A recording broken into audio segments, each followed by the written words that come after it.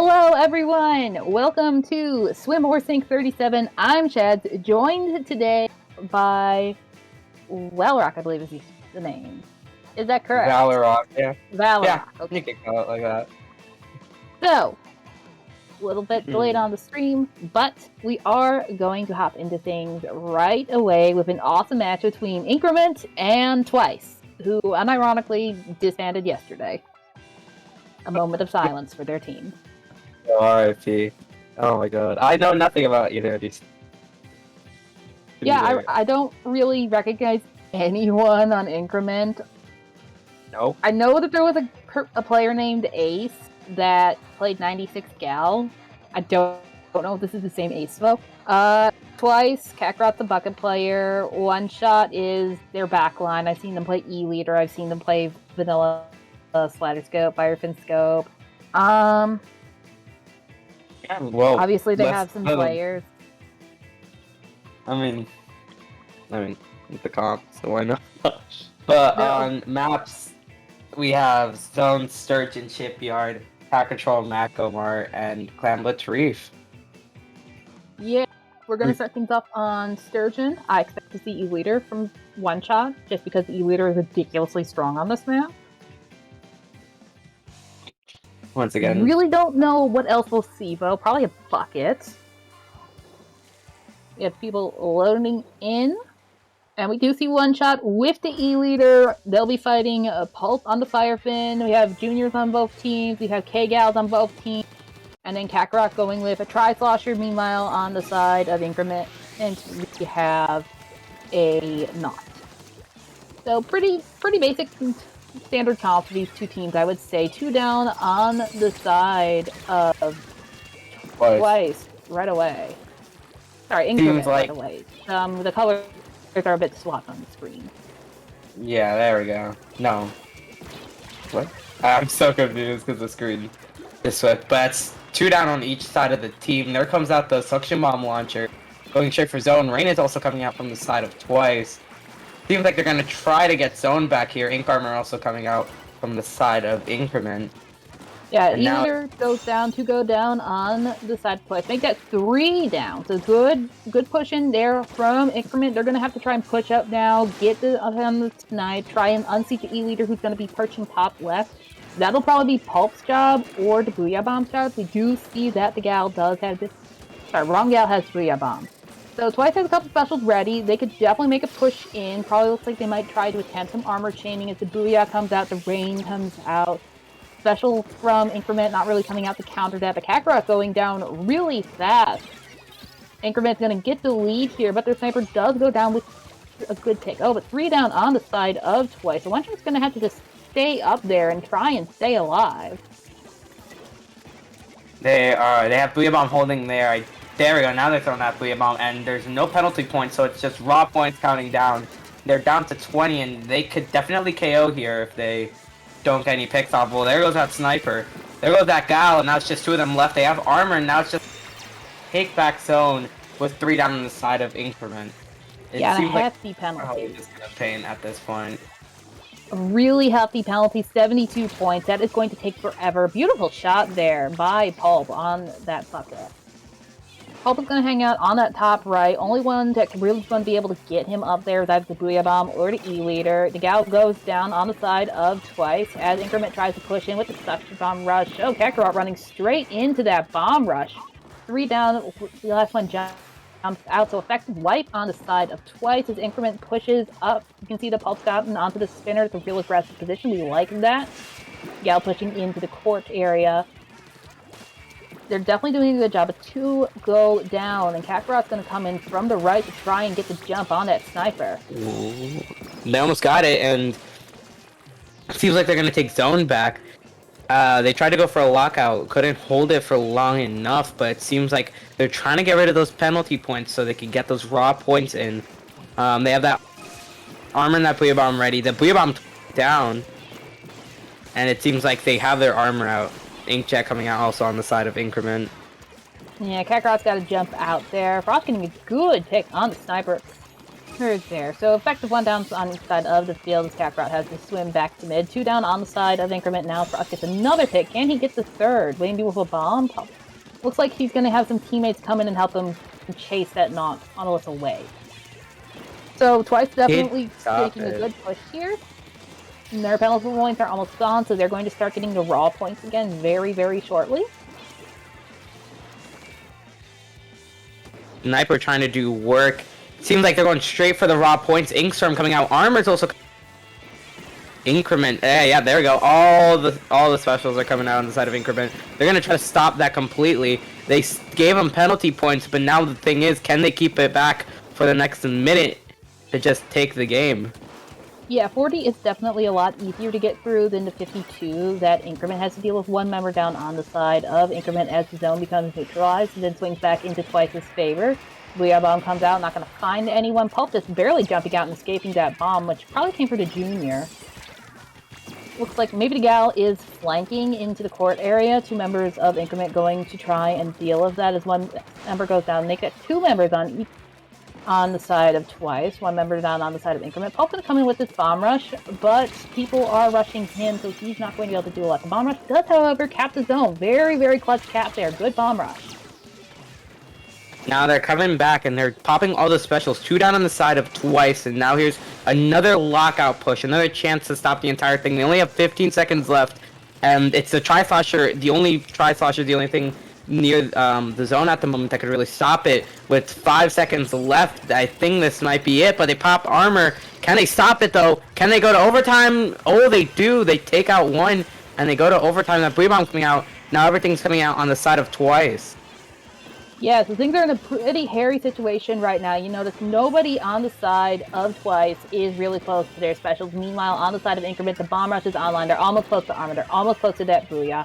They really need to keep painting the zone. If they can paint over this bomb rush, 1 down on the side of Twice is 1 down goes down on the side of Increment, and they lose the lead. Increment not managing to clean it up, and Twice clutches it out in overtime. Oh, an overtime win. That was very close from both teams. I think the picks from I think the picks from Twice really did it there for them. But more than just that, the special coordination, I would say, on that last push in for Increment was a bit off. Yes, the Gal did go down, but if they had waited just a tiny little bit more, synchronized their specials a bit better, they probably would have been able to recap. As it was, the specials were very staggered. The bomb rush came out, and then the armor, and then the guy got inkjet, so they popped that. Probably they would have been able to cap that zone if they had managed to either A, synchronize their specials a bit better, or B, gotten the sniper into a better position to really rush the entire zone. Because even if the bomb rush didn't cap the zone, it would neutralize it and really put a lot of pressure on Twice, forcing him to back up and allowing the rest of the Increment to come in. 100%, I agree, but seems like we're gonna get ready to go for Tower Control Macro Mart very soon. I think probably one of the most balanced maps out of the entire game. Yeah, that's his opinion shared by a lot of the community. A lot of people love Mako Mart. It's great for Slosher, so I would imagine to see Kakarot sticking with the Slosher here. Maybe swapping from Try to Missile Slosher or Burst Bomber Slosher. I'd expect the 2 backlines to go either C-Jet or V-Scope. I'd expect the Juniors to stay. Juniors are going up, and I would expect to keep the K-Gals. So we do see the K-Gals. There we go. Sticking with the bucket, so double armor on the side of Twice. And we actually see that One Shot has chosen to keep the E-Leader, which is not a very common pick on tower control. Extra range definitely could help him out here, but at the same time, no way to counter the other Charger Stingray. 1 down on the side of Twice, as One Shot gets a beautiful pick on that Gal. Both sides do have the Gals, which will be useful for stopping tower. We also see that Increment, they're not has swapped to a K-Shot, which unfortunately goes down to, it looks like maybe 2 in mid. Another one jumps out. So 2 down on the side of Twice both, but they're not going to be able to push this too far right away.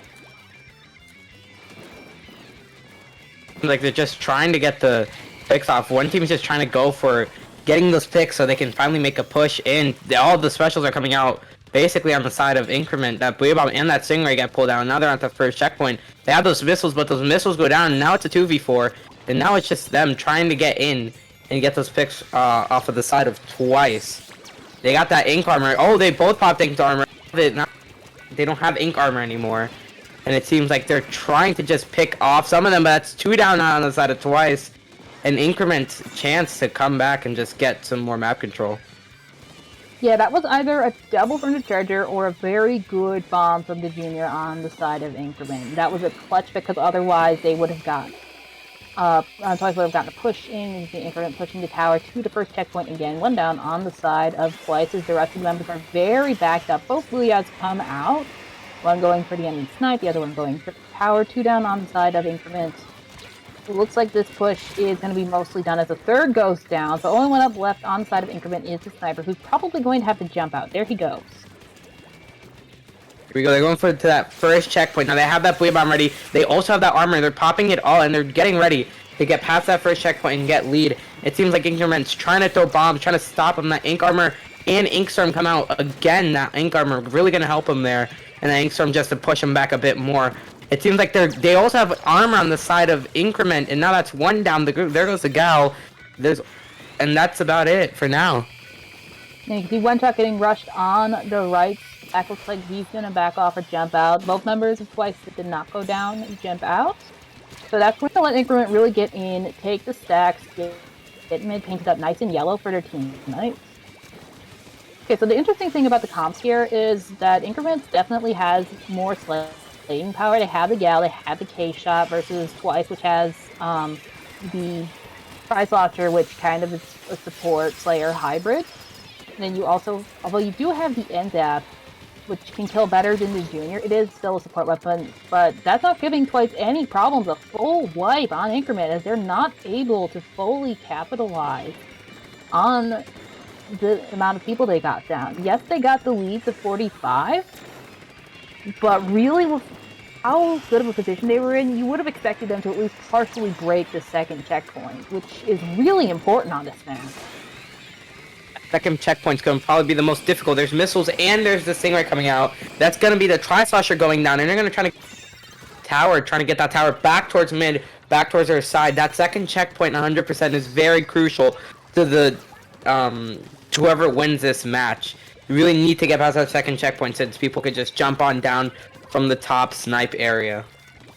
Yeah, Increment had a good job there with the missile ray combination. That's a classic combination, been a thing for a while. Kakarot really just kind of ran into them like he had no other place to go. 1 down on each side of the map as one of them respawned. So Twice making another push. Ace is going to come in from the right. 1 down on the side of Increment again as Ace is fourth. Where it's going down to the bucket, who is pushing in work, and we can see that Twice has now reached the second checkpoint. Stingray going down. Beautiful triple there by Kakarot, but 3 do go down on the side of Twice as the E-Leader is forced to jump out. Not able to break the second checkpoint, but they did touch it, which is important. Here now, what they want to do is probably just get those picks off and get those specials off to get to that second checkpoint and probably get half of that second checkpoint like you said before. That's probably going to be the most crucial thing for them here. But they're 1 down with that sniper. They do have that Booyah Bomb coming out. The missiles are almost on the side of Increment, but that armor is also going to come out. They also have that Booyah Bomb, and that's 3 down on the side of Increment.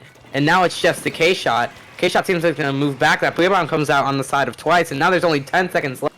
It seems like Increment has to come back in time and get on that tower. It's going to be very hard. It seems like that K-Shot's going to go for it. K-Shot gets picked off, and now it's overtime, and they're going to hop on tower and win. Yeah, and a good snipe there at the end from One Shot to stop the second member of Increment from jumping on the tower before Kakarot. Goth really was stuck between a rock and hard place there. 3 down, less than 10 seconds left. He had to back up because he was in missiles and vulnerable. He really needed to make a miracle happen there, and he just wasn't able to. And no shame in that. It's a hard thing to make that happen. So Twice takes the set, but Increment still has a chance to earn some points, which will be all important in seeding later. And they're going to have to do that on Clan Blitz 3. Now, Clan Blitz 3, it is. I think there's a few things that can really work out for them here. I feel like they're probably gonna bring back those K-Gals with the K-Gal with the Booyah Bomb. That makes sense to bring back out. The armors obviously would probably come back out again. Don't know about that Tri-Slosher. Possibly could come out again. I don't know too much though. Snipers would be... I don't know. I don't know about that E-Leader coming back out again. That E-Leader might be a risky move for them. E-Leader is very difficult to play in Clan Blitz. Honestly, if you're going to see it in a Clan Blitz stage, I'd expect to see it on Moray because it's Moray. I don't know what the two backlines will go, though, because Sniper can be a bit funky on this map. The bridge curves upwards in the middle, which disrupts your sight lines. You have to be more vulnerable to really pick people off on it. And it's easy to get rushed. It can work, but I don't know if we'll see them go that versus, say, something more aggressive, like Bamboo or a Heavy. That's true, and here we're gonna see a Bamboo come out. Talking about Bamboo and a C-Jet come out. It seems like they're gonna have an armor on both. I think both teams just have one armor. That Booyah Bomb, that Gal's still sticking ace there. Still sticking with that Booyah Bomb, that K-Gal, and it seems like they're going with missile jet, which makes sense. Sorry, not C-Jet, it's missile jet. Yeah, that is not something that you see a lot of. VJet kind of has a status in its community as a meme, has for years. So it's very interesting to see Twice go with the VJet. But the Toxic Mist is useful. It can slow people down around Basket, which is not something a lot of people really think about forces. People run down on both teams a little bit, no real pushes yet. We do see the Increment does have a power slam online. Roberto's on the flank. He's going to try and make something happen, but they all have armor. He doesn't actually get one. The Bamboo going down, but two down on the side of Twice, so he is not in a great spot, especially as Increment sneaks that power slam, and he is super far away from that basket. Seems like they do pop those missiles. They get the clam to 62. I think they threw in 2 big clams. No, I think they only threw in 1, sorry. The rest were just a bunch of other clams that they had in store. It seems like they did have 2 big clams, but one of them just didn't go in. That's now, it was 2 down on the side of Increment, but not anymore. That's 2 down actually on the side of Twice. And it seems like they have that clam. Twice kind of just being held back, not being able to move up much. That Booyah Bomb and that Ink Storm coming out. One on the side of Twice and the Booyah Bomb coming out on the side of Increment. They're just, the missiles come out on the side of Twice, and now it's just trying to get picks and trying to get back in mid, trying to get that map control. That's 2 down, taking out the Bamboo. That's 3 down now, and this is their chance to push, but that Tri-Slasher also goes down on the side of Twice. But they do go for the push now, and this is their chance to get some points. Yeah, we can see that the one member of Twice is over by the alley, though. He is getting pincered hard. He's got to either push up into the Bamboo, or he's going to end up having one of the Slayers, who I believe is the Splash. Flank around behind, Jump gets camped, not able to find that right sweet spot to throw that power clamp in. So Increment still to lead. So an important thing that we haven't really talked about the comps yet. Twice is running a very support-heavy comp. They have the backline, they have Mini, they have NZAP, which is a support weapon. Does it have faster kill time than Junior, which is the typical support you would expect in this meta? Yes. Is it a Slayer weapon? No.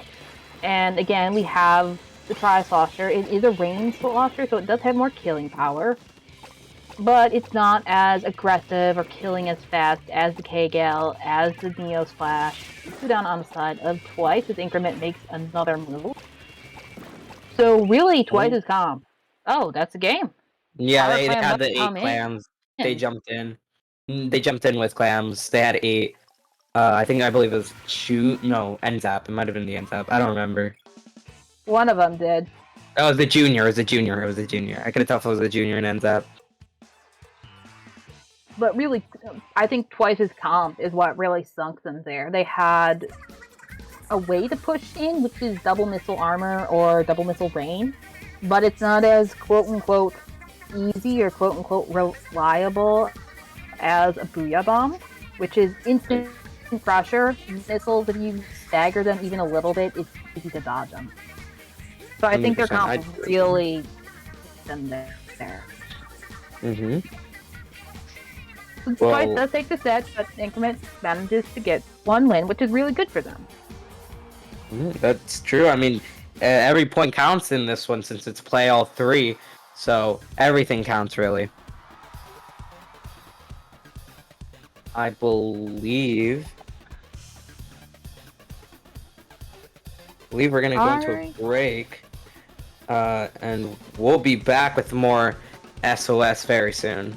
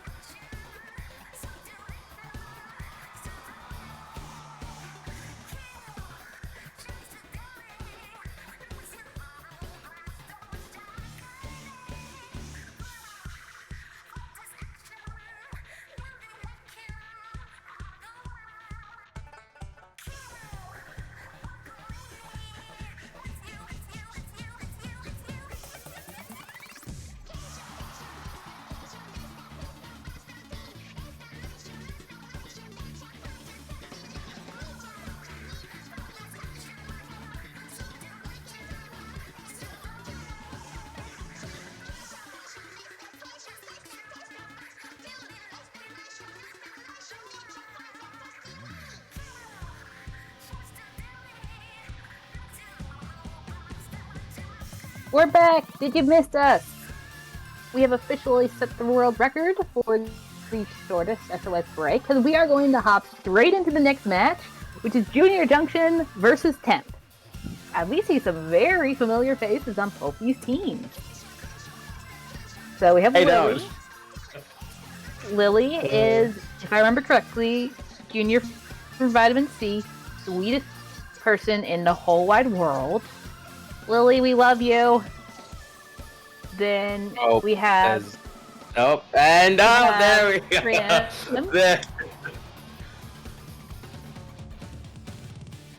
So we also have Krim, who again used to be on Vitamin C, and Q, who also used to be on Vitamin C, but he's on the other team.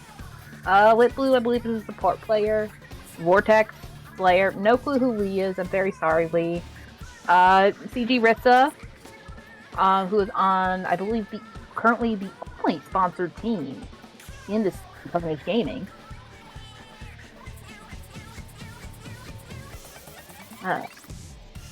So Lee is Leo from Xanadu, Bamboo player. Just got confirmation from the Magic Streamer person, Sky. Not sure who Confusion is. If anybody in the chat knows who Confusion is, we would love to know. That way we can clear up some confusion about Confusion. Try saying that 10 times fast. But it's definitely going to be a really, really good matchup. I agree. I don't know much about this team, but just from Junior Junction, they're probably gonna run a Junior, which would make probably the most sense. I don't know if this is a meme team or not. I don't think it is. It might be. I don't know. So we'll see how that goes. Admittedly, I will be somewhat disappointed if they don't run Quad Junior, but at the same time, I would totally understand if they didn't run Quad Junior. But it would be very funny if they did. That's true. That's true. I do agree with that. Then, according to Leon in the chat, who is actually playing, Confusion is Fusion, who I believe is on Temp Carnage Gaming as well. If they're not on Carnage Gaming, I know they were on Maelstrom for a while. I don't think Maelstrom is a thing anymore. I think it died. But I'm not sure if Fusion is on Carnage Gaming right now. Well, let's look at these maps real quick. We have Rainmaker, Starfish, Main Stage, Zones, Manta Maria, and Tower Control, Ink Block Art Academy. And it seems like we're not gonna talk about these maps because we're gonna go straight into Rainmaker, Starfish, Main Stage. Yeah, teams loading in. We do see Quad Junior. Oh, they do see the Quad Junior. We love that. But and one of them is, in fact, a Custom Junior. The Damn, meme they of the gotta ruin it. junior. So we have triple armor and rain versus the very, very well compared to the quad junior comp, traditional comp of Nautilus and Zap, T-Tech, and Kenta Machine. Seems Definitely. like we're full of armor today here. And this So we do see juniors away. Rissa trying to push up into mid with that armor and the bombs. One of the regular juniors going down as more bombs are tossed into the street. And the machine goes down. 2 down on the side of Junior Junction. Make that 2 down on the side of Temp. 3 down now on the side of Junior Junction as the Custom Junior falls victim to the Rainmaker. Rissa, the only one alive. They're going to have to back way up. We can see another junior on the top right. The Rainmaker's still hanging out mid, which is kind of odd. But honestly, with all the bombs playing, I don't really blame him.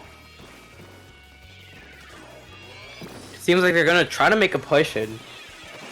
They obviously don't have any armor at the moment, since they are still trying to get that. But it seems like they take 2 down on the side of Temp, and now it's just Junior Junction moving up, getting pain. It seems like they do get that armor, and now they're gonna start pushing it back instead of letting it reset. Oh, there we go. Now one of them goes down because of not letting it reset. There's 2 down on the side of Junior Junction at the moment. It's not because of not letting it reset, it's because that Kenta Machine managed to sneak behind him. Now Crim's going to dump it over the side. No Kenta Machine trying there to spoil their fun.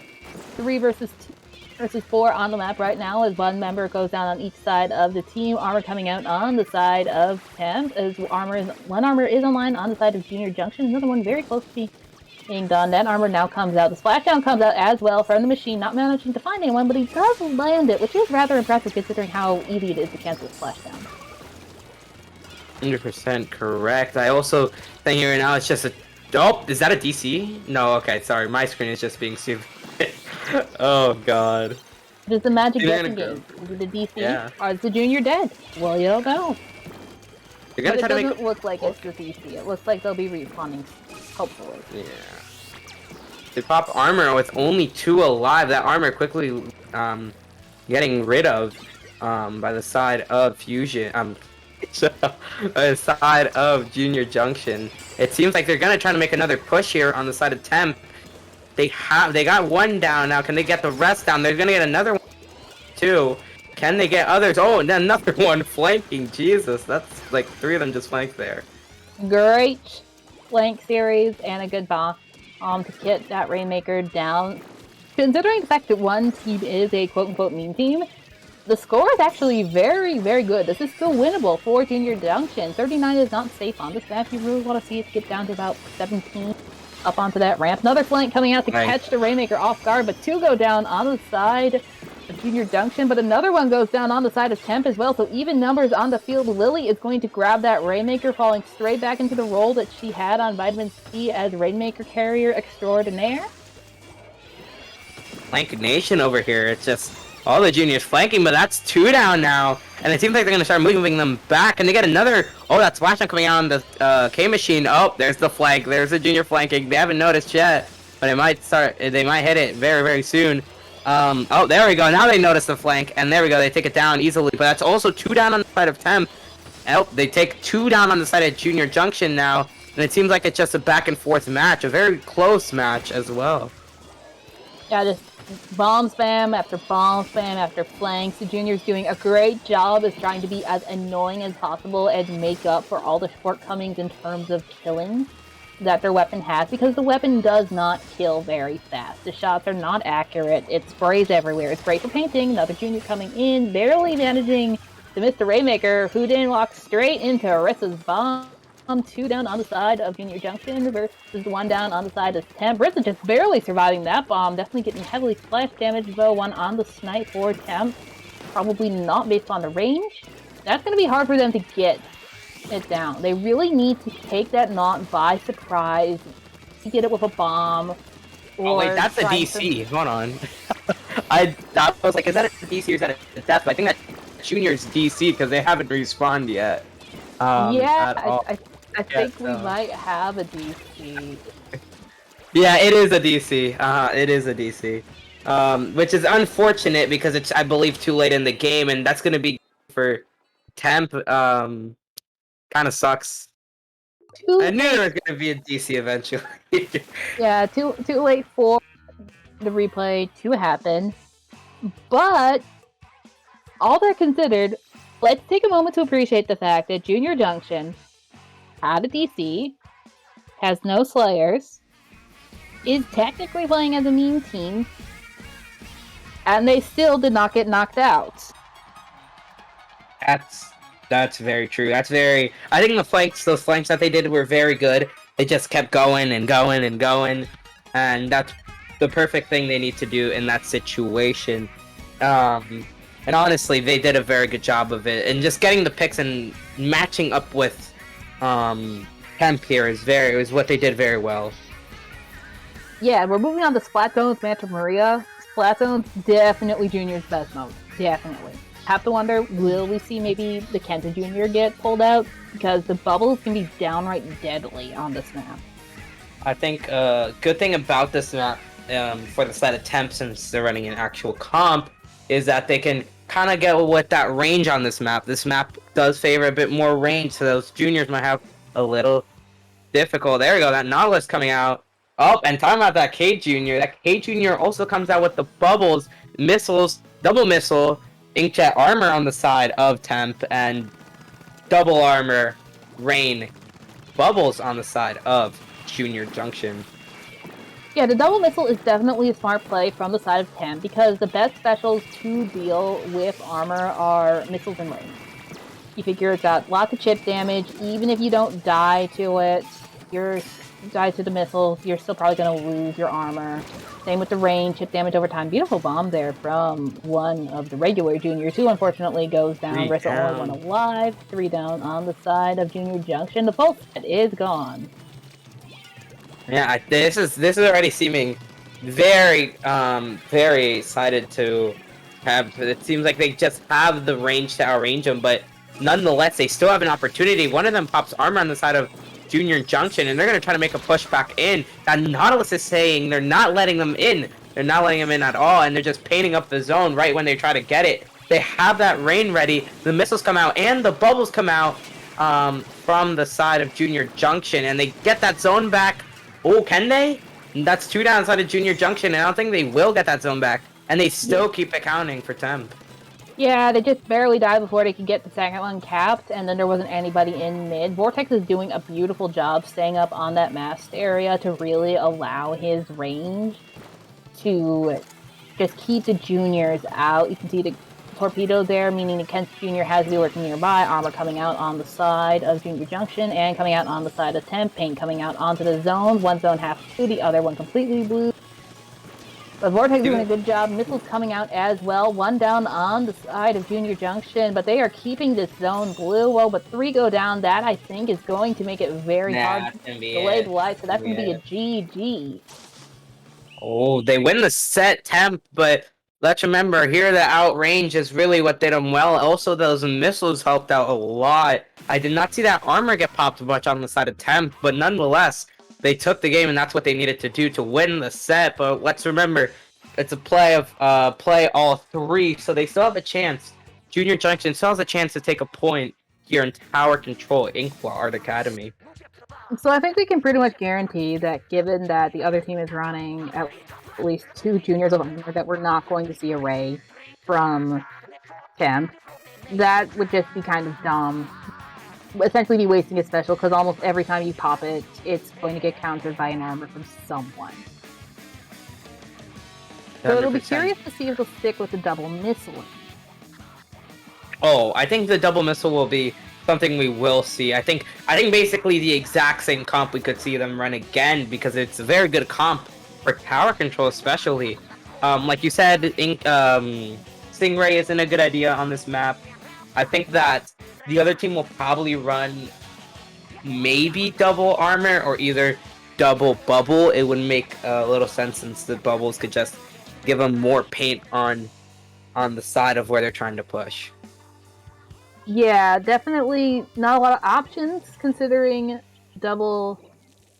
So same comp from side of Junior Junction. Oh no, one side. Yeah, sorry. on the side of Temp, we do see that Q has pulled out the K-Shot. Not the K-Shot, the T-Tech. So he's replaced the K-Shot back on that T-Tech that he was really good with back when Vitamin C was the thing. Rain They have out that armor on the already. side of Junior Junction as well as armor already with only 20 seconds into the game, but Confusion going to go down to those missiles from the Mini who are in mid. Seems like they're gonna try to get more pin on the ground, but they're already down on the side of Junior Junction. One just respawned and one's coming in right now, but they also lost their armor on the side of. Still gonna come out on the side of Temp, and now it's just a game of who can hold the tower long enough and get those picks on it and just let it keep running. They also have the armor on Junior Junction. They take out one. Can they take out another one? They could, but they're just moving back. They're holding them back. That's 2 down inside of Junior Junction, and now they're gonna try to get to that second checkpoint. In the range game is really what is helping Temp. Missiles do come out from the Mini. We do see the bubbles came out from the Kenta Junior. 2 members of Temp get on that tower to break that checkpoint fast. 3 down on the side of Junior Junction. Last one being pushed way back. Inkjet out from Temp now, trying to find some picks as the members of Junior Junction come out of spawn. They're really going to have to try and get as many picks as they can possibly to try and stop this. All members are alive, so it is possible. 2 down, 3 down on the side of Junior Junction is 2 down. Makes it a full wipe on the side of Junior Junction. They did manage to get 2 down on the side of Temp, but just a little bit too late. So 3-0 in favor of Temp, but they did try their best. That is true. They did try their best. That's a 3-0. Very, very good job from the side of Temp. And for the side of Junior Junction, very impressive, that Rainmaker match. The other match is kind of difficult since they outranged it, but I say they did fairly well. And honestly, let's appreciate the fact that they are doing their best to enjoy the game in a very pure form of junior only. Very not many people will enter tournaments just to purely have fun in the meme. So, props to them for being willing to do that. 100%. And that'll be it for now. I believe we'll be back for more SOS very, very soon. We'll be right back.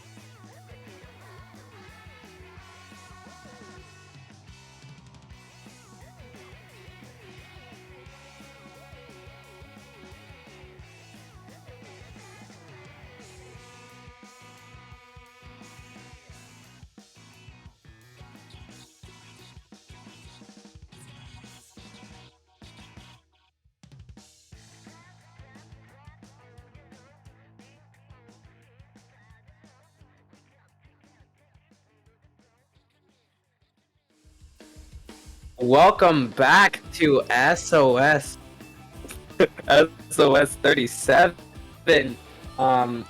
We are here with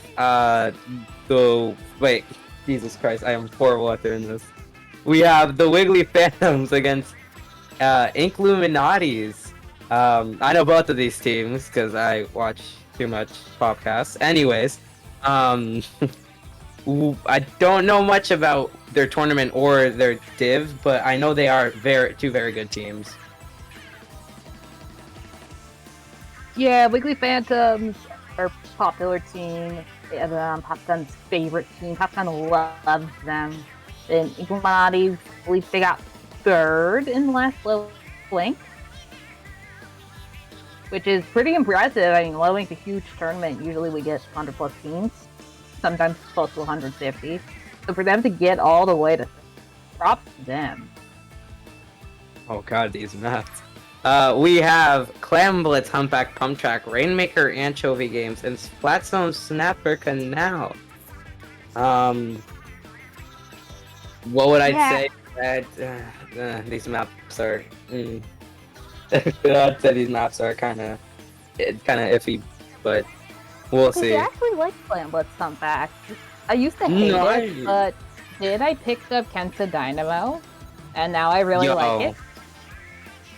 Dynamo, so I hope to see a Dynamo there because it's a great weapon for this map. Slosher's great for this map. It changes in elevation, makes it great for sloshers and rollers to camp underneath ledges. We do see a brush in the form of Frank. No Dynamo, unfortunate, but we do see Bucket from Wiggly Phantoms next running the Tri-Slosh Nouveau. So Wiggly Phantoms having Inkjet Armor, Rain, and Bubbles as their special. Meanwhile, Inkluminati has Baller, Missile, Booyah Bomb, and Armor. It seems like they Booyah Bomb. I'm surprised that Inkluminatis. I'm sorry, not Inkluminatis. Yeah, Inkluminatis. Wait, no. Wiggly Phantoms are not running a Booyah Bomb. Yeah, this is a map that you would expect Booyah Bombs to be especially prevalent on. I mean, everybody's seen the Arrow Spray meme in zones with the Bronze Arrow Spray. But it is Clam Blitz, so objectives a bit more spread out than it is in, say, Tower Control or Rainmaker, so you can't get away from it. Bubbles are definitely going to be very strong underneath the basket, providing shelter for members of the team to hide in as they throw slams in. We already see the Inkluminatis making a big push, and the Bubbles also coming out for defense. Pop getting, I think, maybe two. Last one up is the Brush, who trades with the Squeezer and help from the end. So very good push from Increment 65. Honestly, on this map, sometimes it can get a very, very stally. You end up not seeing a lot of pushes. So a push to 65 could win. Is what I would call safe. No, I would prefer to see pushes to maybe 40. He's, the armors there. Yeah, they have all the specials coming out. Yeah, all specials coming out. Power Clam jumping in. The bomb not exploding in time. Bubbles coming out as we see it shielding members, but the splash damage from bombs and from the missiles are going to find one member of Inkluminati. What are Wiggly Phantoms? One of them. From Wiggly Phantoms, sorry. Wiggly Phantoms did get the lead there. They got it down to 57, 21 penalty points, so they will need more than one Power Clam to break that penalty, as opposed to Inkluminati, who will break it with the single Power Cleanse. They're going to throw it in, but two going down, that is going to cost. Third one getting pincered in mid, leaving the NZAP only one alive. But it looks like he flanked around on the left up to the plat. Yeah, he did. You can see down in the bottom left corner, the Bucket managing to take him out, so they did manage to get the lead. Very good flank there from the NZAP. Wiggly Phantoms definitely not expecting that. You saw all of them were in mid, except for the Bucket who had respawned, and they weren't sure exactly where the NZAP was. Have those bubbles ready. That's one down on the side of Inkluminatis. They're gonna pop those bubbles. Can they get through? They take out one, but the Brush takes out two. And now it's just them camping the Clam. They take out another one, and it's down three on the side of the Wiggly Phantoms. Seems like Inkluminatis is doing a good job of getting those picks and not letting the specials harm them too much. The Brush obviously playing well. They have that Baller and they have that Booyah Bomb. They have 11 Clams in total, but can they do something with those 11 clams, or are we gonna have to wait and see when they have more clams than just that? All special coming out now. The armor, the booyah bomb, the baller. There's going to be a jump. Frank is going to explode that baller. Not going to find anyone. He's going to toss some more clams. Only gets a couple in. Pushing down to the 41 points remaining. Only one member of Inkluminati alive, and he's going to back way off, so that push is over and done with. And now things are kind of a little bit interesting for Wiggly Phantoms because they are juggling so many power clams. They've gotten both of them in both, so they're going to get the lead all the way to, looks like 32. No, 12. 12. They got 2 in. I did my math wrong. Jesus Christ, it's a very good push on there, and it seems like they're going to go for the left side. You see that left side flank on the screen. Oh, they threw that clam, I'm guessing, to stop it, but they couldn't, and Wiggly Phantoms, with the huge push with those bubbles, get it in and take game number 1 against the Inkluminatis.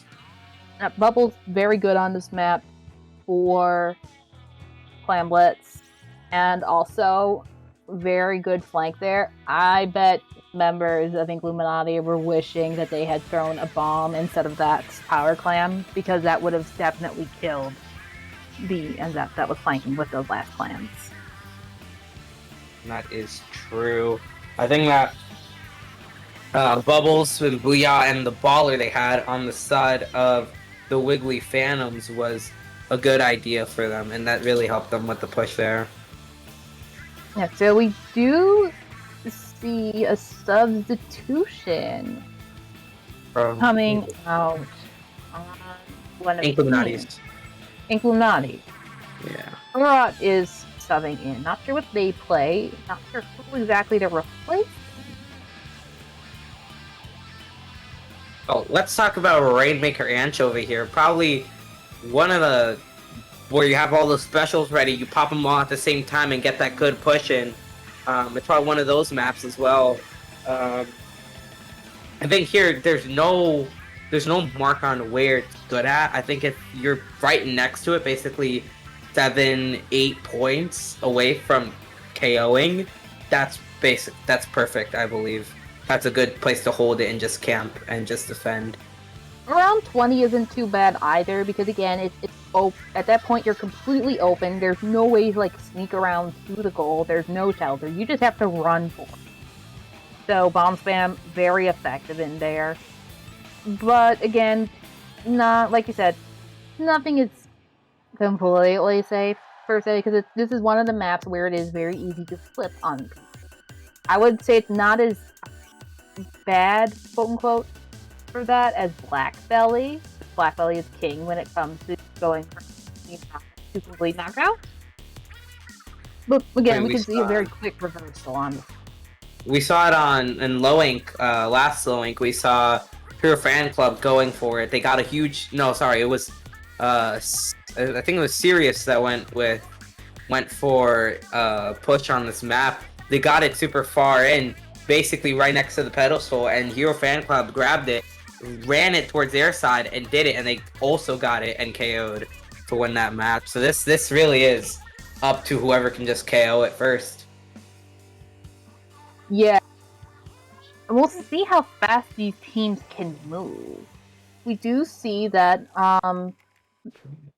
Inkluminati has swapped in a heavy remix, so they do have a backline.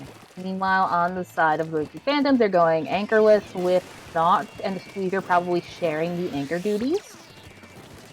Bubbles are going to be very good for pushing in on this map. Double Booyah from Inkluminatis is going to be very good for clearing out the upper areas where people like to sneak in and jump down on people. See, the Head's playing very aggressively, almost further forward than some of the Slayers, which is very, very odd. We don't usually see that, but he's doing a good job of staying alive. One down on the side of Inkluminati as a double Booyah comes out. The rain coming out from Wiggly Phantoms to try and put some chip damage onto Rainmaker, and that remix is just going to barely catch that Rainmaker as well. Heavy looks like he's going to back way up, possibly jumping out, but the Pro had jumped into the Heavy, and he's going to go down to that Squeezer. Impressive plays from the Wiggly Phantoms. Good stop there they had. They did take those 2 Booyahs very well, but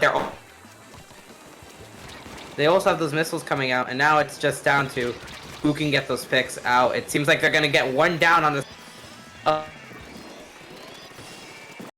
coming out, and they're gonna go for a push a bit more. I think we're having a little bit of mic issues, but Inkluminati really pushing up. The double booyah is really paying off. One down on the side of Inkluminati as Remix is forced back off a little bit. Make that 2 down. Remix backing off 2 mid to try and avoid that tri-slash nouveau. 3 down now on the side of Inkluminati. So that push is good and dead. Only to 44. Not exactly safe territory. That's going to be easy for the Wiggly Phantoms to overcome if they can get up onto that plat and force a lock. I think we have lost contact with one of the Yes, we have, so we keep on going and hopefully we'll be able to reconnect with them soon. Bubbles coming out from the Wiggly Phantom. It's a double Booyah coming out and the tendon missiles to try and force that Rainmaker back. Not able to find anyone, but it does provide opportunity for the members of Inkling to come in onto that plat. If they do finally get the Rainmaker that's picked from the Remix, who's playing very aggressively, you do not often see that from Remix. Seems like they're gonna go for the Rainmaker pickup here. They're gonna go on that right side. I don't think that right side's a good push idea. Very risky for them to do, but it seems like since they have a good amount of lead, they're gonna try to pull it off. Wiggly fans are gonna try to stop it. There goes down that end tap, and now they're gonna try to make another push. It seems like they have to wait though. All the specials are ready on the side of Wiggly Phantoms, and now it's just up to whoever can do it. Yeah, they're just going to funnel straight into that area. 2 members down on the side of Wiggly Phantoms, but the bubbles coming out, actually managing to not find a Rainmaker. That's very, very incredible. Aguma just barely being killed by the combination of the knot and the section bomb and the chip damage from the bubbles before he can knock it out. Yeah, so Inkluminati's in a very good position here. Wiggly Phantoms are going to let that Rainmaker reset. One member of Inkluminati is trying to go onto that flank again, maybe see if they can pick up the Rainmaker and get it to that knockout, but I think it's too far back into Wiggly Phantom's spawn. Rainmaker resets, so push over for Inkluminatis, but that puts a lot of pressure on Wiggly Phantoms. That is very true. They do have those specials ready. It seems like they have that Ink Armor popping out now. They have that Ink Armor popping out. They had that Inkjet coming out almost, but they didn't do it. Those bubbles are coming out. There's 2 down on the side of the Inkluminatis, and now it's their turn to go for a push. There's only 1 alive, and they're going for it. But remember that Junior's still on that right side, so they got to watch out with those bombs. Honestly, it's going to be hard for them to make a push here with no Booyah Bomb, and it's just Ink Armor or Bubbles that can really help them here, or Rain. And anything the that can really are go. Not close. The only special that they are close to is that Inkjet. Bubble and Rain going down on the side of Wiggly Phantoms as the missiles come out, putting some damage onto the Rainmaker, forcing him to back way up. That's going to give Inkluminatis a chance to push back in. You can see the Remix up on the top left. That's a good position for them to be in. I'm thinking that he might try and jump down to try and get that Nautilus though, which is risky, but those risky plays have been paying off. Seems like they have only the Inkjet ready, and they don't have armor, or they're gonna go for a reset because they were at 1. They were gonna pop soon, so it seems like they're gonna go for it again. But let's remember they do have those Booyah on that missile from the side of Inkluminati, so this is gonna be difficult for them to really make a comeback here without them getting killed with those specials. Yeah, really right now what the Wiggly Phantoms need to do is they need to get a couple picks. They need to pick at least one of the Booyah bombs. Bubbles coming out a little bit early. They do get a nice double, but they do get the Booyah bomb offline. They're going to race the fan there. They do need to find that K-shot that is sharking on the right bow and who's going to try and come up onto that Rainmaker. Another one coming across top left. Bomb spam coming out. Blue going to have to stack way up and try and heal from those bomb spams. They really need to get the top left cleared out. The Inkjet would probably be the best. Booyah's coming out. That's going to be very difficult for the Rainmaker to survive. 1 down on the side of Wiggly Phantoms as the Inkjet still has not been popped yet. I'm wondering if maybe the Rainmaker is the one holding that Inkjet and they're not able to pop it. And the Inkjet actually died, and now they only have 20 seconds left to go for a push here. They gotta go for it. If not, this could be the end of the game. That Booyah Bomb gonna come out, and that might be the GG Booyah Bomb. I think that will be the GG Booyah Bomb. That bomb is also gonna come out with missiles, and that's going to be it for the side of Wiggly Phantoms. They're gonna explode it themselves. I really don't know why exactly the Wiggly Phantoms didn't pop their inkjet to clear out the top left, because if they had done that, then it would have helped the Rainmaker cross through safely. Instead, they just kind of got stuck in the back, which really sunk them, and then it was just bomb spam, missile spam, the booyahs coming in to really just keep the Rainmaker pushed back, and that's never the situation where you want to be in a Rainmaker with time ticking down and so much ground to make up. I think the thing that happened there, I think they were trying to get that armor so they could do that armor inkjet push, which would have not been a bad idea, but I think they should have just popped that inkjet while they had it, because that inkjet just then died and that was it for them. But next we're gonna go straight into Snapper Canal zones. Those booyahs are gonna be interesting if they're gonna run it again. Armor and bubbles would not be a bad idea on this map for a lockout. Yeah, the zone on this map is kind of funky, but because it does have that uninkable tower in the middle, and it's pretty thin, but it does an excellent job of disrupting bomb rushes, making it so that bubbles popping aren't necessarily an insta-cap like it is in other zones, like on, for example, Anchovy. So it'll be interesting to see what specials get used here. Rain is pretty good because it can cover the entire zone, provide chip damage to people on the outside. Missiles, good here. Armor, always good. If I had to say bomb what rush else is here, there? if I had to say that a bomb rush would be used here, I would say probably the splat bomb rush would be the best one, because the suction bombs, you have a chance of it sticking to the walls, and then it's not going to really paint the zone.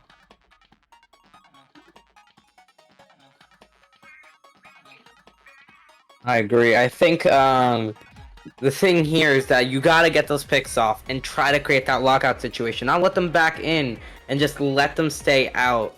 If you can do that for the entire game, you can KO right there and then. Yeah, sloshers could be pretty good here. Rollers, ledge camping underneath the spawn area.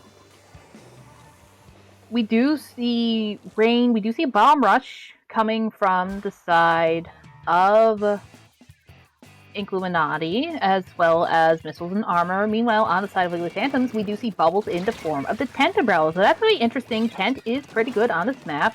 One going down already to a beautiful shot there by the sniper.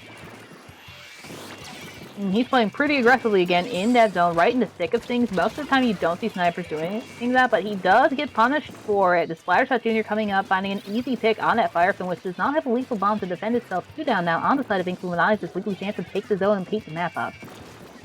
Wiggly Phantoms are trying to do what I said, that lockout phase, trying to not let them back in. That Junior is trying to get in those bombs, but nothing else is really happening for the side of Inkluminatis. They do have the zone paused here. And can they get that zone back, the Wiggly Phantoms? Yes, they do.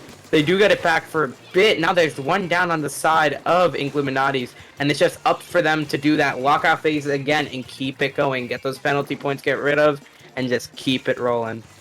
We do see that Snack chased is one member of Inkluminatis out and forcing him to jump out.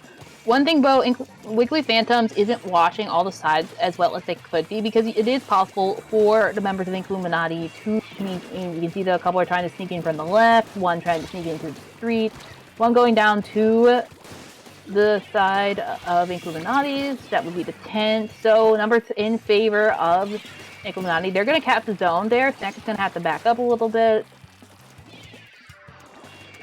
Seems like now it's just going on the board for Inkluminati.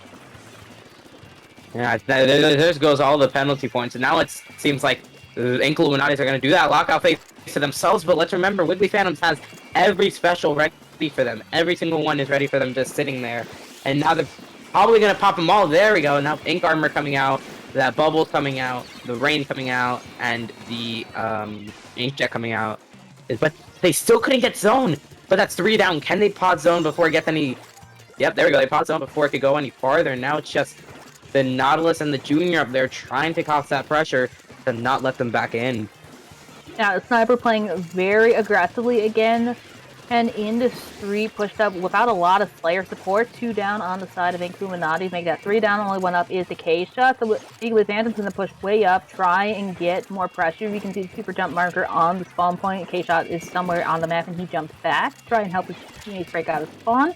Penalty points gone now for Wiggly Phantoms as they put some raw points on the board. Maybe coming around with a good flank to try and pick some people off on the snipe. One going down, two Bear not, another for one managing to take him out, though 2 down on the side of Wiggly Phantoms as the CDS helps cap the zone. That's going to be enough to put some hefty penalty points on Wiggly Phantoms and force them to use some of their specials, such as the bubbles, which Tent launched out, but we're not able to find anybody with. They're still hanging around in zone, though, so Inkluminatis is going to have to be pretty careful and manually depressurize them. I think now it's just up to the Wiggly Phantoms to play this back and forth game. Because if they do, they definitely have a chance at winning this, but those penalty points are gone, and now they're going to push in, and this is what I'm talking about, that back and forth game. They get those picks up, and now it's their zone again, and those penalty points are back on for the Inkluminatis. Inkluminatis really got to find a way to keep them out and not let them back in, so they don't get picked off again, and then just start playing this game of just penalty points and penalty points. And Snack with the great flank there, getting the Junior and the K-Shot before going down to the Sniper, who's over on the right with CS. They're going to tag one member of Wiggly Phantoms. The penalty points are gone now. The Bomb Rush comes out. There is no bubbles to really counter that Bomb Rush. So they are going to cap the zone thanks to the Bomb Rush and one member of Inkluminati painting on the side that the Bomb Rush was not able to get to. And they are almost through the penalty points, but Wiggly Phantom substantially less penalty points than their previous couple of pushes yielded. Only 39. That goes by very, very quickly. And even though Inkluminati is getting points on the board now, the bubbles are out, 2 members are down. The zone is going to get quickly capped in favor of Wiggly Phantoms, and it does. Yeah, I think now it's this game again where they're gonna start. They're gonna lose the zone, and now they only have a few seconds left. This is very dangerous for them and very crucial for them to get back to zone.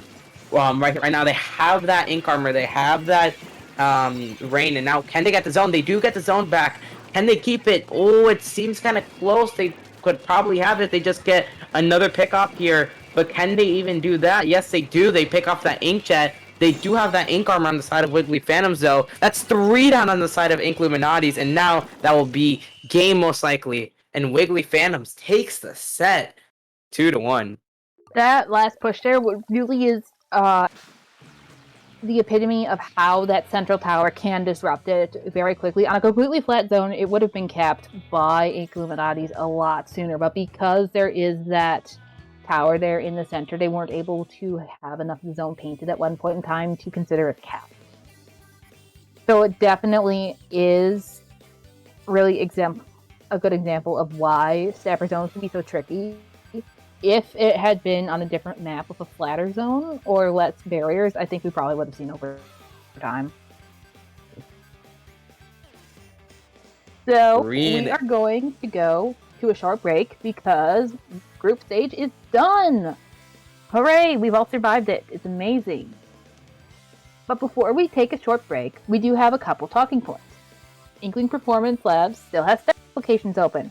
We're always looking for additions to our production and commentary teams, as well as our tournament staff. If you're interested in helping out in these areas, please fill out the form that I'm going to put in chat in a few minutes. If you're interested in more than one area, you may fill out the form multiple times. And as Toasty says in chat, work for SOS. It's great. We also, the IPL also has a few tournaments running this month.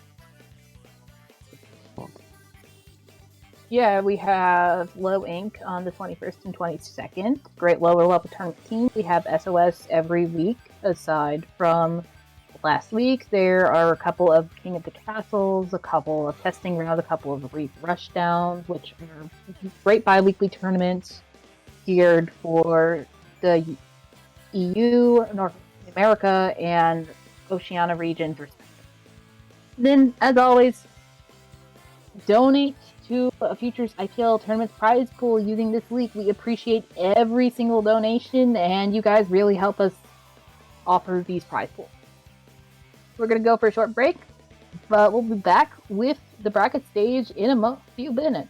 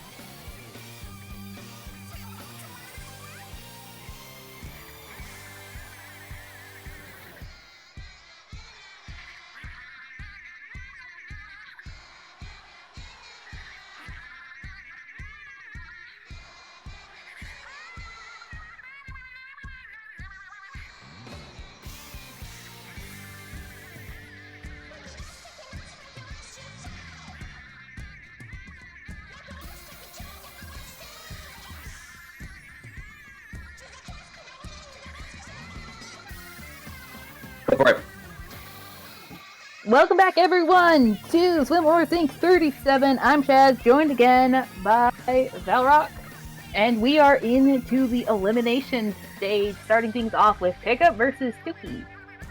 So I see a couple familiar names. I see Lakiski, Tetris player, used to be on Xanadu before that team unfortunately went away to Dodo. We have Mr. Z, awesome sniper, Boobolt, great slayer. Nishi, I want to say, plays like H3D, if I'm remembering correctly. Could be wrong on that. Sakura, I want to say, also can be a support player, maybe Flex the Slayer.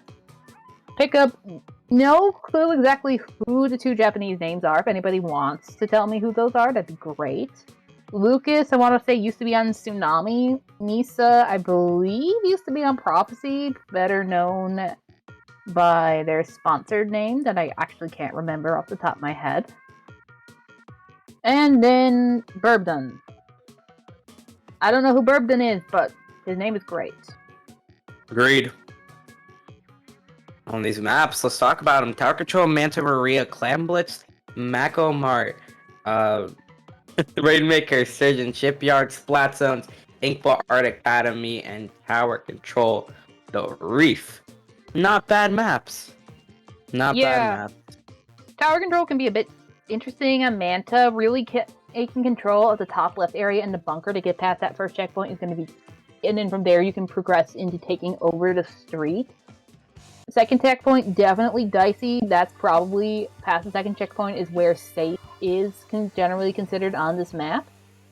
So loading in, we can see Mr. Z with the vanilla sniper. He will be fighting off against the Firefin held by one of the Japanese people.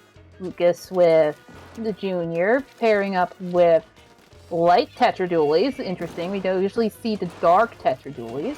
And speaking of the dualies, they're down. And then finally Neo Splash. Meanwhile, on the side of Tuki, we have a Junior, a Foil Flingza, and Not, which is very strong right now.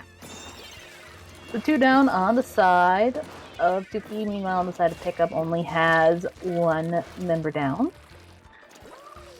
I'm hoping that I have the team names right. I believe you do, yeah. So two down on the side of Pickup, one down on the side of Tuki as a member of Pickup jumps back. That's going to be the sniper. He's going to stay that Stingray. Stingray coming out now. No armor for Tuki to really fight that. The missiles aren't anywhere near close to being online either. So that Ray is going to basically be get off for free. Misa going up on the top right, but it's taken down by another snipe from Z. 3 down now on the side of Tuki as Pickup pushes into mid. Only one left alive for them is going to be the Junior, who's going to back off, try and save that armor for when their teammates come in. It seems like they have those two specials ready. They have that splashdown, and they have that launcher. Well, that launcher is going to go down, and now it seems like, oh, there goes that splashdown as well, and that's 2 down on the side of Tuki. Now it seems like they have the other two specials, the Stingray and the armor, but they lose that Stingray and that armor. It seems like this Foil Flingza is taking, oh, that's 3 down. Foil Flingza on a triple kill right now. I don't think they're going to get that delayed quad, but they do have all those specials ready. There we go. They're all getting popped now, and they're going to get to that second checkpoint. That's probably going to be the hardest checkpoint to get through. So is the third one, but now it's just going to go. They get past that second checkpoint, and they keep going. That's 2 down on the side of Tuki. They keep holding that 2 down on the side of Tuki, and now they're about to get to that third checkpoint. And see, Lucas there up on the map. He has the drop, but that was trying for a good flank into spawn. A couple members looking to go across into the spawn right up to the respawn pad. Lucas dropping to try and take down some more people. 2 down on the side as Pickup. 2 down on the side of Tuki. Make that 1 down. Z is the only one left alive. He doesn't touch the tower. Pickup coming in with the knockout. Very quick work done by them. Yeah, I think the special coordination on the side of Pickup was very, very good. I think they did well, and they did what they were supposed to do with those specials. They coordinated and sent everything off perfectly to get past that second and third checkpoint. Yeah, that was a really good triple kill by the Flingza, and then the Flingza running into the spawn to really distract the other team, harass the Charger, harass the members as they respawn. Even though they didn't get another pick off of that, it definitely delayed Tuki enough so that they were not able to get their specials and get to that second checkpoint before it got broken. And given how aggressive the teams are playing, I think that Clam Blitz Mako Mart's going to be pretty good. Agreed. I think this will be another bubble, like we saw with which match was it? Humpack Pump Track with the Wiggly Phantoms against Inkluminatis. It'll be interesting to see them go. It's gonna be around the same, I believe, with the specialty with those bubbles and the baller and the Buyavamani ink armor, all that stuff, and the launcher. So we'll see how it goes on Playable's Mechamore. Yeah, as we mentioned earlier, Foster's great on this map. We could see a couple. We do see Bamboo coming out on both teams. Lakiski going to stick with those light Tetris. So we have double bomb rush, armor, missiles on the side of Tuki. Meanwhile, on the side of Pickup, we have armor, inkjet, missile, and Booyah Bomb from the Gal, which is a very strong pick. Both teams launching armor very quickly. One's taking down the Bamboo on the side of Pickup, but the two down now on the side of Pickup as Lakiski goes down on the side of Tuki, so definitely initial engagements falling in Tuki's favor. Seems like they have that armor ready. They have that missile ready, I believe, yeah, and they're going to pop those missiles there. They have that inkjet out. That's 2 down. That's 3 down on the side of Pickup now. And now it's Tuki's chance to make a push. They get the clam in, and they're going to go throw more clams in. And now they're going to get their lead to at least 50. And probably could go even more than 50. Yeah, excellent pick there from the Bamboo, really stretching the limits of the range of that weapon. 2 down now on the side of Pickup. Delayed respawn. Tuki is going to toss in more clams, so they are working really, really hard to try and get as close to a knockout as possible. Another one going down on the side of Pickup. They are just really feeding in here. Staggered respawn. Z is going to pick up another kill, make that 2 kills with the Bamboo. He is on a roll. We are up to, I think, 8, and not even half the match has elapsed yet. Very good push on the side of Tuki. Now, what they really got to do here is coordinate again on how they did the first time and just get those points through, finish it off early, and head on to the next match how they want to finish this off nice and strong. It seems like Pickup is getting picked off a lot, and it's not helping them after that last push we saw. They get that clam in. Now they need one more clam to really just get rid of that penalty, and then it's all free to go. That's 2 down on each team. They have a clam ready. Oh, there goes that clam inside, and now that they have more time, but the big clam on the side, or Kenzagal, gets rid of that big clam, and now that's 2 down on the side of Tuki, and 1 down on the side of Pickup. Yeah, that is really the first time where Pickup had the numbers advantage, and they really need to take advantage of it. They need to paint up this map, get it as yellow as they can to really limit how effective the Tetra and the Bamboo are, because they do need a lot of paint to function. 1 down on the side of Pickup. The Booyah does come out. Armor comes out on the side of Tuki. The Booyah is going to target the stack. Not going to find anyone. There's a flank coming in from the left from Tuki. Probably going to be either the Splash or the Tetras. Looks like he's backed off though. Probably smart. 2 down now on the side of Tuki versus 1 down on the side of Pickup. And another one going down to Boobles. Boobles picked up, I think, a double there.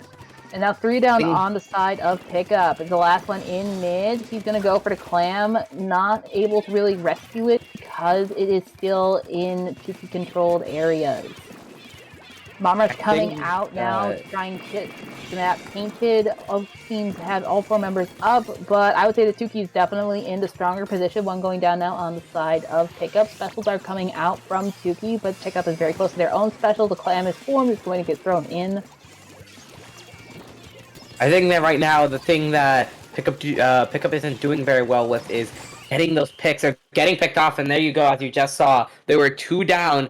Tuki took advantage of them staggering and just coming in and getting picked off that first time when they pushed, got them to 27. And when Pickup tried to go in for a push, they kind of just went for it instead of waiting a bit, popping their specials, making sure everything is good, and then going for it. They kind of just rushed it, and they got wiped again. Oh, well, not wiped. They got 2 picked off again, and then the game ended. Yeah, staggered respawns are just as deadly, if not more deadly, to a team's chances of winning in a full wipe. Because then everybody is out of sync, you have specials at different areas, and once people start getting staggered, they tend to remain staggered unless somebody reins everybody back in, tells them, okay, everybody pull back, let's regroup, let's get our specials so we can push in. And Pickup did a good job of really making sure that that wasn't the case in the tower control match. They definitely suffered from that in that clanless match. I mean, Z and Bulls got over 10 kills. I think Bulls got 11, Z got 13. So definitely the two of them putting in a lot of work. Well, this game is going to decide who goes to match point in the next game, and we are confirmed to see a game 4 here. It will depend on game 4 if they're gonna, whichever team doesn't have the lead or doesn't have the match point can win. But we're gonna head into Rainmaker Surgeon very, very soon. So we're making another fast-paced mode. On this map, it's kind of a toss-up, I would say, for what the backline's gonna go. On one hand, Bamboo, very fast-moving, just as fast-moving as the Knot on the other team, because the other team is really striving towards a more anchorless comp. So I could see Z dropping the regular Charger to try and keep up with them. On the other hand, you also have a lot of high places that you want to pick people off of. And while you have the long range of the Charger, the rest of Tuki are not really running long range weapons. You had a Splash, you had Tetras, and you had a Junior. That is short range. 100% agreed. Here we're gonna go straight into Rainmaker Surgeon Shipyard, and let's look at these comps.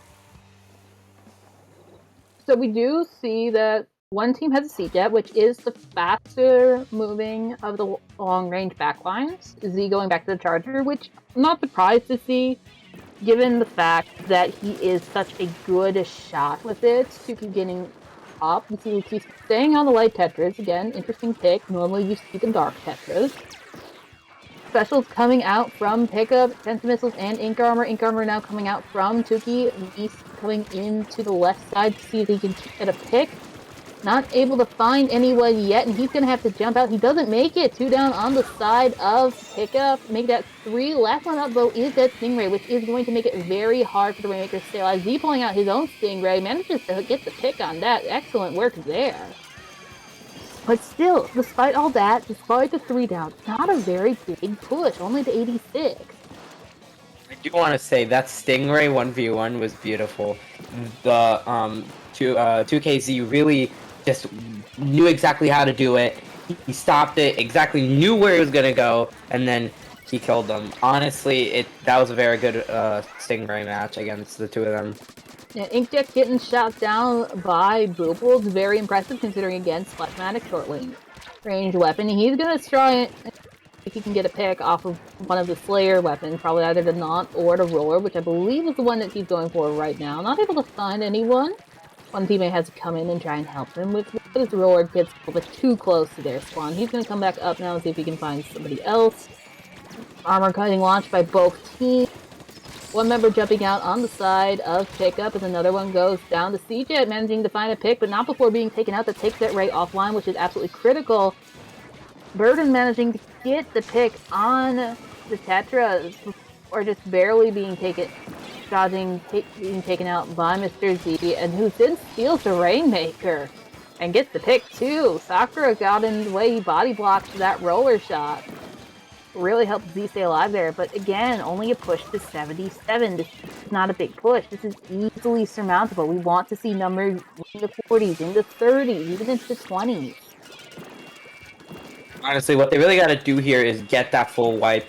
This map is very hard to do on only 2v4 since those bombs in that area going on the right side is very, very hard. With those other 2 players still standing, it's just, you gotta coordinate those specials, gotta coordinate everything. They're gonna take that little jump there. They're gonna get the lead. That Stingray can't stop them. I think they're gonna go for the jump here, or they're gonna wait. I think they're gonna wait here. They could have gone for the jump and let it reset, but either way, it works out because they are in the lead, 51 to 77. Launcher gonna come out from the sniper, and now it's just gonna. Oh, sorry, not from the sniper, from the splash, the Neo Splash, and now it's just down, 1 down on the side of Pickup. And it seems like it's going to go back to a reset. Yeah, we're kind of risky to reset it there when it's in that position because it is easy to sneak up and grab it. Did pay off though for Tuki, and 51 is not a very, very big lead. It is totally possible to beat that. Unfortunately, Custom Jet's closer up on the top left is going to shut that down before it can get super far over to jump. This is a really bad spot for Tuki to have the Rainmaker currently because they need to jump across, not grab the Rainmaker, and clear out that entire area, which they're trying to do with Chicken Bomb Launcher. That's not going to find anyone on the Stingray. Does force one person to jump out, and then the Rainmaker resets, which is smart. I would not grab the Rainmaker if it's in that position with 3 members of pickup right there.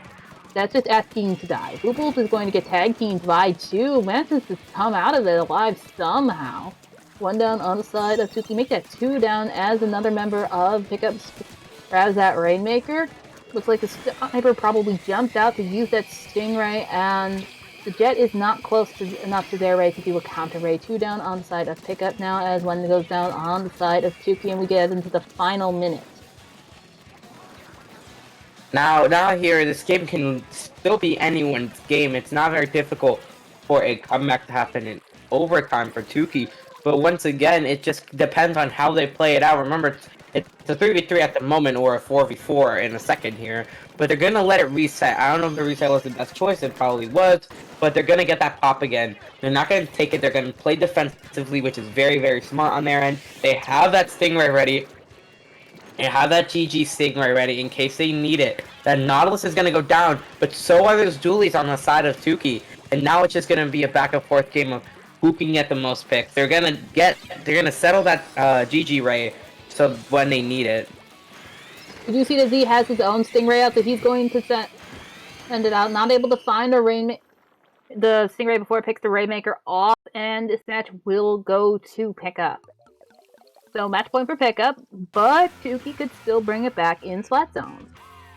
It's very interesting, though. We had a very, very aggressive game of Clam Blitz, and then this was a very stally, stalemated game of Rainmaker. Usually you would see more pushes, usually you would see higher scores on Sturgeon, maybe not necessarily as high as you would expect on Black Belly or Anchovy, but you would still expect to see probably something in the 40s or the 30s, so at 51, not a big score on that map. Pickup's defense game was really good. That's true. Pickup did play very defensively. They had that GG Ray ready at the end, which helped them out a lot. Tuki also had that Stingray ready, just kind of too late to pop it, and it was kind of game over from there on out. But you can't do much after that. But now we're going to go to match point for Pickup. Tuki can still win and send it to a game 5, but it's going to be Splat on Safe Splat Art Academy for this one. Yeah, so this one, I could see Z possibly going E-Leader or the backline on Pickup.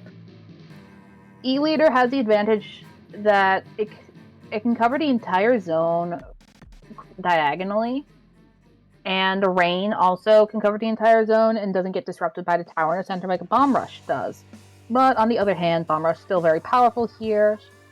Since the zone is so large, it doesn't have the same pitfalls that you would expect on Snapper zones. We do see E-Leader from both teams. Lukiski switching over to the classic Dark Tetra, so we have Bomb Rush, Rain, Splashdown, and Ink Armor on the side of Tuki. Meanwhile, Pickup is going to stick with the Flingza, stick with the Juniors, stick with the Knot, so they've still got that Missile, Armor, Inkjet core. The only thing that's changing is the fact that they have an E-Leader now, one going down on the side of Tuki. Looks like that is actually their E-Leader. Probably got sniped by the other E-Leader, given that most teams are going to be pretty far back. E-Leader now on the top mid, and it's going to control the entire enemy platform up there, leaving Pickup's team free to hop across the gap and try and wreak some havoc.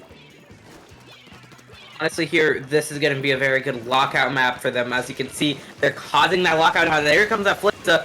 Flingza couldn't do much, but gives it enough time for that E-Leader to take one out. And now it's just the lockout is they're keeping that lockout ready. They're already 2 down on the side of Tuki. And now it's just up to really the team to keep this lockout going and to hopefully just end the match there. Yeah, it's a great snipe there by the E-Leader to pick out the Splash. That is definitely a dangerous weapon. One member of Tuki going down into the zone. He's going to probably try and get a Splashdown soon. He's not too far away from it. If he can get a Splashdown off, that will definitely help cap the zone in their favor. 1 down, 2 down now on the side of Tuki as the E-Leader is forced way back up. But Tuki is not able to get the zone cap. Bomb Launcher now out, but that's going to not really be able to paint enough Rain out Game, set, match for pickup. Tuki tried their best here. The lockout really didn't help out on this map. And it's very hard to lock out on this map specifically because of. I mean, it's very hard to get out of a lockout on this map because everybody has all angles with that E-liter and with that Nautilus and with the Junior just supporting armor really helped them there And then for the that. roller with the ledge camping. It's a very good lockout comp, and once you get into that position, it is like a vice grip that you just cannot pull off. That is very true. And pickup will take this one against Tuki. No, I think it was it gonna be Rainmaker? I think it was gonna be Rainmaker Reef. We're not gonna see Rainmaker Reef, I believe. I think it was Rainmaker, but I don't know. We're not gonna see the Reef. We're not gonna see a game 5, and that's gonna be it for this match. And speaking of that being it for matches, it's going to be it for the two of us for commentating. So before we go to a short break to swap people out, where can the good people find you? Well, you can find me at Twitch on Twitch at TTV or twitch.tv/Valorrock. That's 2Ks at the end. Or you can find me on Twitter, which is on the screen, at TTV Valorrock as well. But where can they find you? Yeah, so my Twitter is on screen at ChadTheDragon42. My Twitch is IB_Chad with another underscore on the end. You've probably seen me into Chad a little bit here and there tonight. Other than that, I just don't really have social media. So yeah, that's pretty much where you can find me. We'll be right back in a second, so don't go away. You're watching SLS.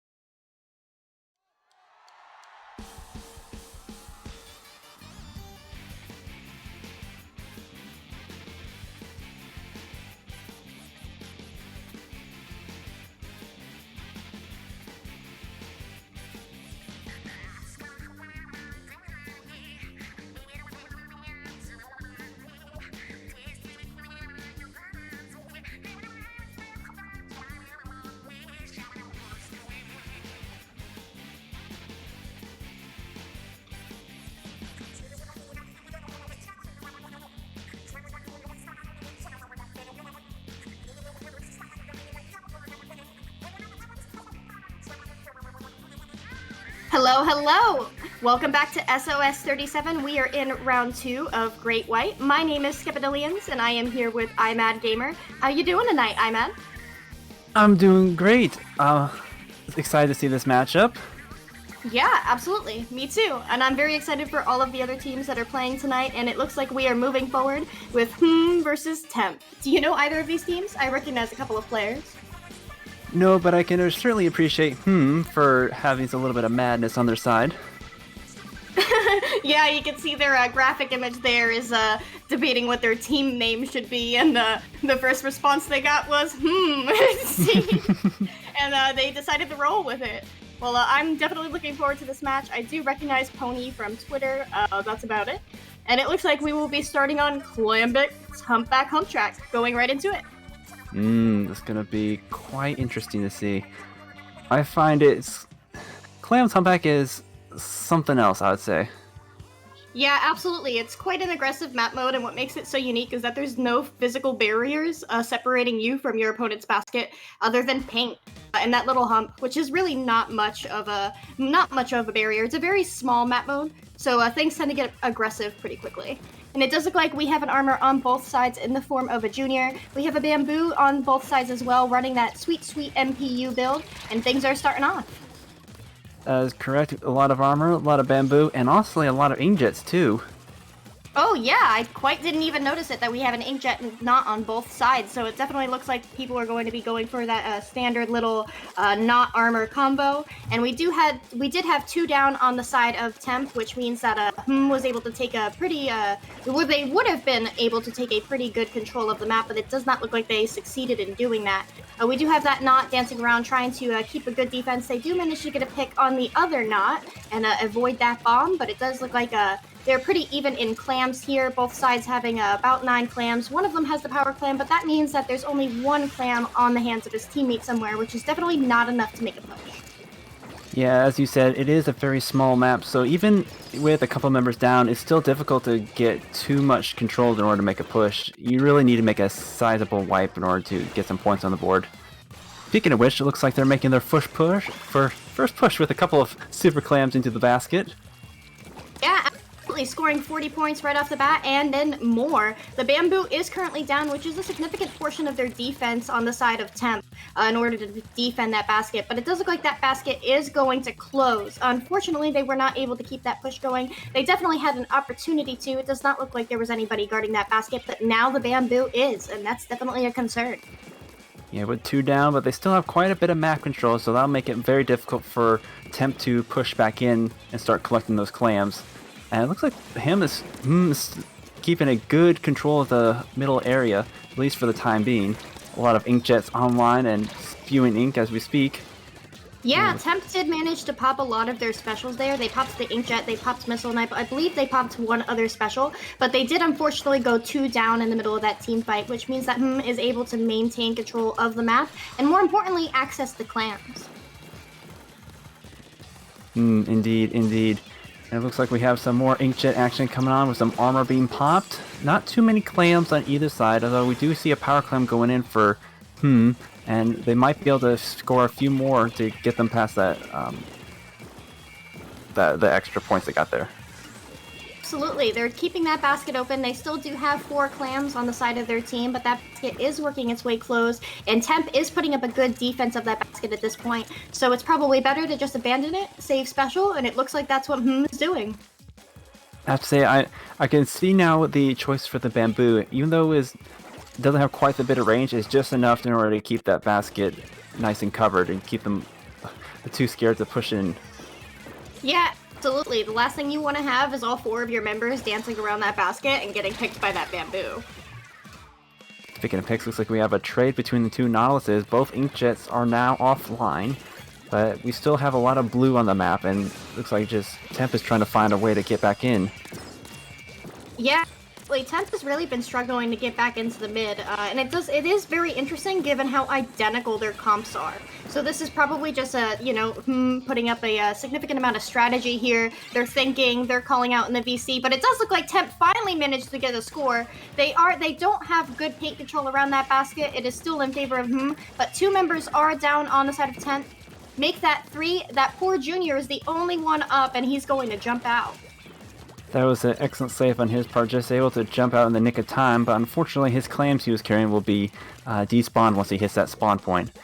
Now, Hmmm's going to be pushing back in and getting back those clams, and looks like they'll be getting close to a power clam soon.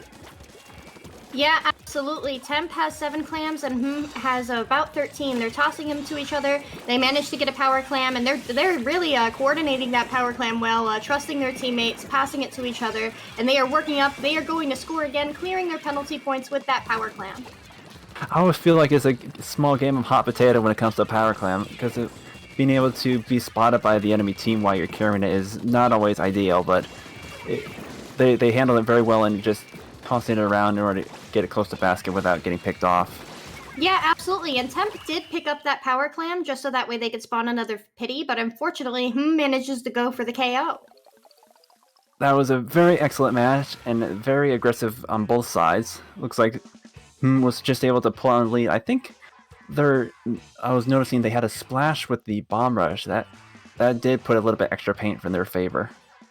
Yeah, absolutely. Between, I believe they were running T-Tech, which has Inkjet, if I recall correctly. So I believe Temp would have been running a double Inkjet comp there. Correct me if I'm wrong, though. No, you were absolutely correct. And honestly, I didn't see a double Inkjet pop out for Team Temp. That may have been just a staggering or intentional, but who knows? Yeah. Maybe they were trying to do something with that and use that Inkjet, one of them more offensively and one of them more defensively, but I didn't quite catch that. Well, next up we have Rainmaker and Snapper Canal, and honestly, my more preferable map mode compared to Clam's Humpback. Yeah, absolutely. I love me some Rainmaker Snapper. There are just so many unique ways to push it. Sure, only 1 or 2 of them are pretty viable, but the Rainmaker carrier really has a lot of options here. Absolutely. And once again, we are coming onto a small map. Depending on what they decide to choose, it could either be very aggressive or a lot of backline pressure. Yeah, absolutely, and it does look like we are going to be expecting a small delay queuing up for the next match, but that is a-okay because it means that we get to talk about our favorite weapons that we love to run on Snapper. What do you like to run on Snapper Rainmaker? I would have to say I'm torn between a vanilla Splatling with Stingray or a custom Hydra with Ink Armor. I know Stingray tends to be like a staple for Rainmaker, but I find having a little bit of extra range and then range plus the Ink Armor is very handy on Snapper Canal. Yeah, absolutely. I myself don't play any Ray weapons, so I love to run the Blobbler Deco on here. That unfortunately getting the pop in mid does not give you a paint bonus like it does in other modes, just because of how high up the Rainmaker is, but it's still very solid for popping that Rainmaker as quickly as possible. Absolutely, a Blob is definitely a solid choice. Now, the Deco is the one with Bomb Rush, correct? Correct. There are only 2 kits. I always get the 2 confused. I know the other one is Rain with Splash Wall. Yeah, Nintendo really decided us Blob mains would pop off too hard if we had a K-Blob. For sure. Yeah, but looking at the rest of the set, after this we will be moving on to Splat Zone's Mako Mart. That could either be the end of the set or not. How do you feel about Splat Zone's Mako? Honestly, another one of my favorite map modes. Once again, I am torn between a Heavy Splatling and a Hydra, though for the Heavy Splatling I'd probably run Remix with the Booyah Bomb. Yeah, I love seeing full frontline comps on Mako. Nzaps, K-Gals, I love me some Blob, regardless of map mode pretty much. But they're just frontline comps are just excellent on Mako Mart. I feel like Knots could also really do well here. Also Rollers, just because of how many ledges there are to Shark underneath. It's definitely an excellent map mode for them. And then for our 4th, we would have TC Sturgeon if the teams are lucky or unlucky enough to pull it off that far. TC Sturgeon, what do you like? TC Sturgeon is not bad, not one of my favorites, but it's not the worst either, so it's like probably mid-ground for me. Yeah, it definitely feels like a sniper-heavy map. Snipers do like that TC, and just given how clear of a shot you have over tower, especially when it's in mid or moving through your own court, you have a lot of options here for those very long-range weapons, such as splatlings and snipers, but snipers in particular. So I'm very curious to see what both teams pull out there, because we did have those 2 bamboo players, which means they are sniper competent. Indeed. And then for our final matchup, if we are lucky enough to get that far, we have Clams on Piranha Pit. Ooh, that's definitely an excellent clams map. I love K-Gal on Clams Piranha. What do you play there? Honestly, I am torn. I tend to mix it up every time. I don't usually play Clams enough to have a staple for it. Probably my go-to would be also Splatling Remix. Yeah, totally. I feel like brushes do really well on Clams Piranha, and also buckets in general do well on Clams Piranha. Snipers typically do well on Piranha in general, but less so in Clams. I don't know if that's an ignorant opinion. I just don't. I think that's a difficult thing to pull off there. Except for the one with Stingray, which is a V-scope, if I recall correctly. I mean, I would definitely can see why. Even though it is such a flat map, it is because of Clams. It requires a little bit more aggression that maybe because of so much open area, the Charger isn't able to pull off. Yeah, absolutely, and those ramps really can block a significant portion of your view in mid, which is such an important area to defend. But fortunately, we are starting on Rainmaker Snapper. We do see the juniors switching out on the blue team in favor, which is Temp, in favor of the NZAP 85. What a classic. We do see the Bamboo coming back out, but a slightly different Bamboo. I believe this is the one with bubbles, which is an excellent thing for Clan Blitz in general, just because you can shield yourself all the way up to basket. But very fortunately for Hmmm, they do manage to use that Stingray to take out not only the Bamboo, but the Knot as well. They are pushing their way up to the opponent's spawn with the Rainmaker, but unfortunately go down with 66 remaining. Yeah, it looks like the Bamboo decided to swap out for some Stingray action. As I said, a staple for Rainmaker. And I definitely agree with the assessment over the other Bamboo. Having the bubbles is handy for shielding the Rainmaker carry, but also the Fizzy Bombs have a lot of range and a lot of damage they can do just to chip them and be able to get that one snipe off. Yeah, absolutely, and that Jet player did a fantastic job of hanging back there and trying to support their team with the Stingray. Unfortunately, the Rainmaker carrier did go down. It is going to be picked up by Temp, and the Jet goes down to a Fizzy Bomb. What a tragic ending. Yeah, see, it always is unexpected. It has a little bit more range than you would think. It looks like they're going to be pushing up to this left side. The bubble's coming out to defend the Rainmaker carrier, and they're going to get that lead.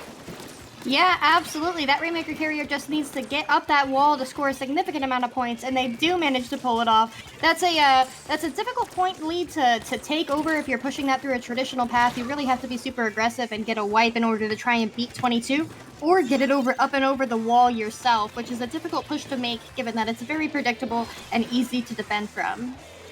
Absolutely. And it does look like Hmmm has 3 specials ready to go. That's definitely something I would want to be watching out for if I was Temp. Yes, they're going to be very ready to be taking this push and hopefully taking this lead. The Inkjets to be holding on for a bit, and here comes the Stingray. Bubbles are coming out to try to delay them a bit, and the Rainmaker actually goes down. Yeah, unfortunately, the Rainmaker was being held by that junior, which means that the team wouldn't have access to armor for quite a little bit. The Inkjet does pop to try to defend the Rainmaker from being picked up by the other team, or their team being forced out of that area. And it's definitely a push that can be saved right now. They do have another Stingray ready to go. It is popped, but they also have the Splash ready to go with their Suction Bomb Rush, which is another thing to be worried about if I was Temp. Yeah, where they're sitting right now is a nice corner to set up in. There's not a whole lot Temp can do at the moment unless they have some specials of their own to knock them out. Ooh, but they were very close to getting that lead, only 4 points off. They just need a little bit more time to get over the wall. Yeah, but at this point, Hmmm is 2 down. Temp is still holding the lead, and they're going to be able to get a control of this area where Hmmm was trying to push through. That bomb from the 85 is really coming in handy from trying to pressure the opponents back from getting access to that Rainmaker. And the Rainmaker has reset to mid, which means the battle lines have been redrawn. I think I can see why he decided to go for the 85 this time around. That Suction Bomb does quite a bit of damage, especially against the Rainmaker shield, just helping for a quick pop at a moment's notice. Yeah, absolutely. It does not take a lot of suction bombs in order to pop that Rainmaker shield. Hmmm is grabbing the Rainmaker. They are going to try and push this straight forward through the opponent's, court here above Slick, and they are really going to be going for it. It does not look like they have their specials ready to go, but everybody is there ready to help that Rainmaker carrier. Yeah, definitely. They're showing a lot of patience here, just holding the Rainmaker, keep utilizing the range to get some picks before they push too far. But it looks like the Inkjet is able to take them out before they're able to get very far. Yeah, absolutely, but that doesn't mean that it's in a bad spot for Hmmm here. They can still pop it, but it does look like that T-Tech is going to be flanking around trying to stop anybody from accessing that Rainmaker, but they have been noticed.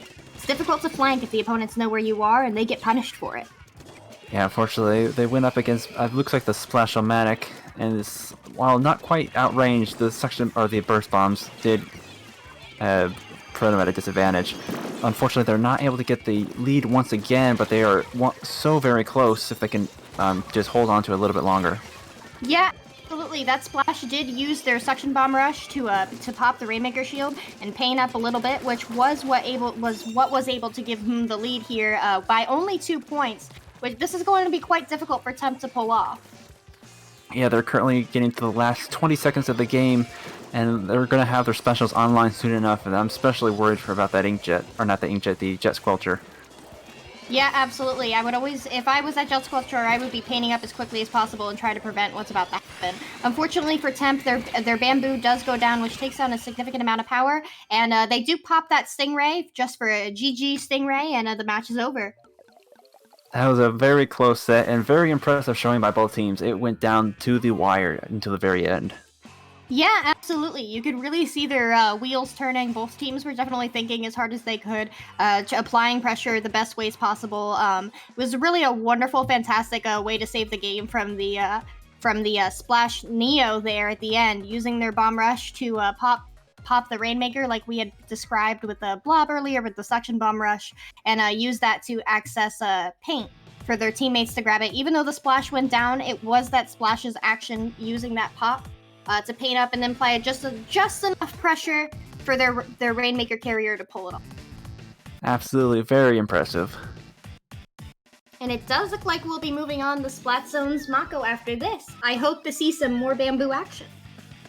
Honestly, I would come to expect it at this point. Bamboo is very useful for Mako Mart. It's a small map, but you still get quite a bit of room for some sniper action. As long as you're keeping an eye on those little streets and alleyways that the Slayers like to sneak through. Yeah, absolutely. Scoped snipers also do very well here if their teammates are able to watch their flanks well enough. So I'm very curious to see just what snipers come out.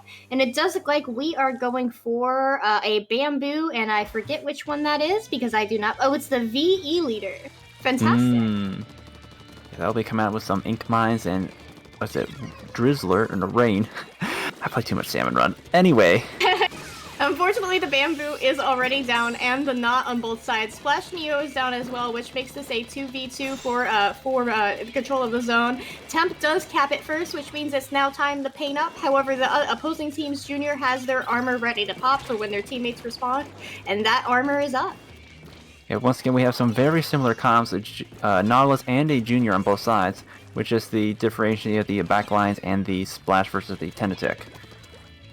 Yeah, absolutely. And Hmmm has 3 of their specials ready to go to defend zone here. It's definitely something that you do not want to approach without having your armor ready to go. The junior on the side of Temp is holding that, waiting for their teammates to be in action, and they do pop that at the same time that the bamboo and the knot pop Inkjet, which is fantastic to see. Indeed, a nice coordination of specials, although it looks like 2 are already down for Temp and unable to cap the zone. They're going to be going past the 50 mark for Hmm's control.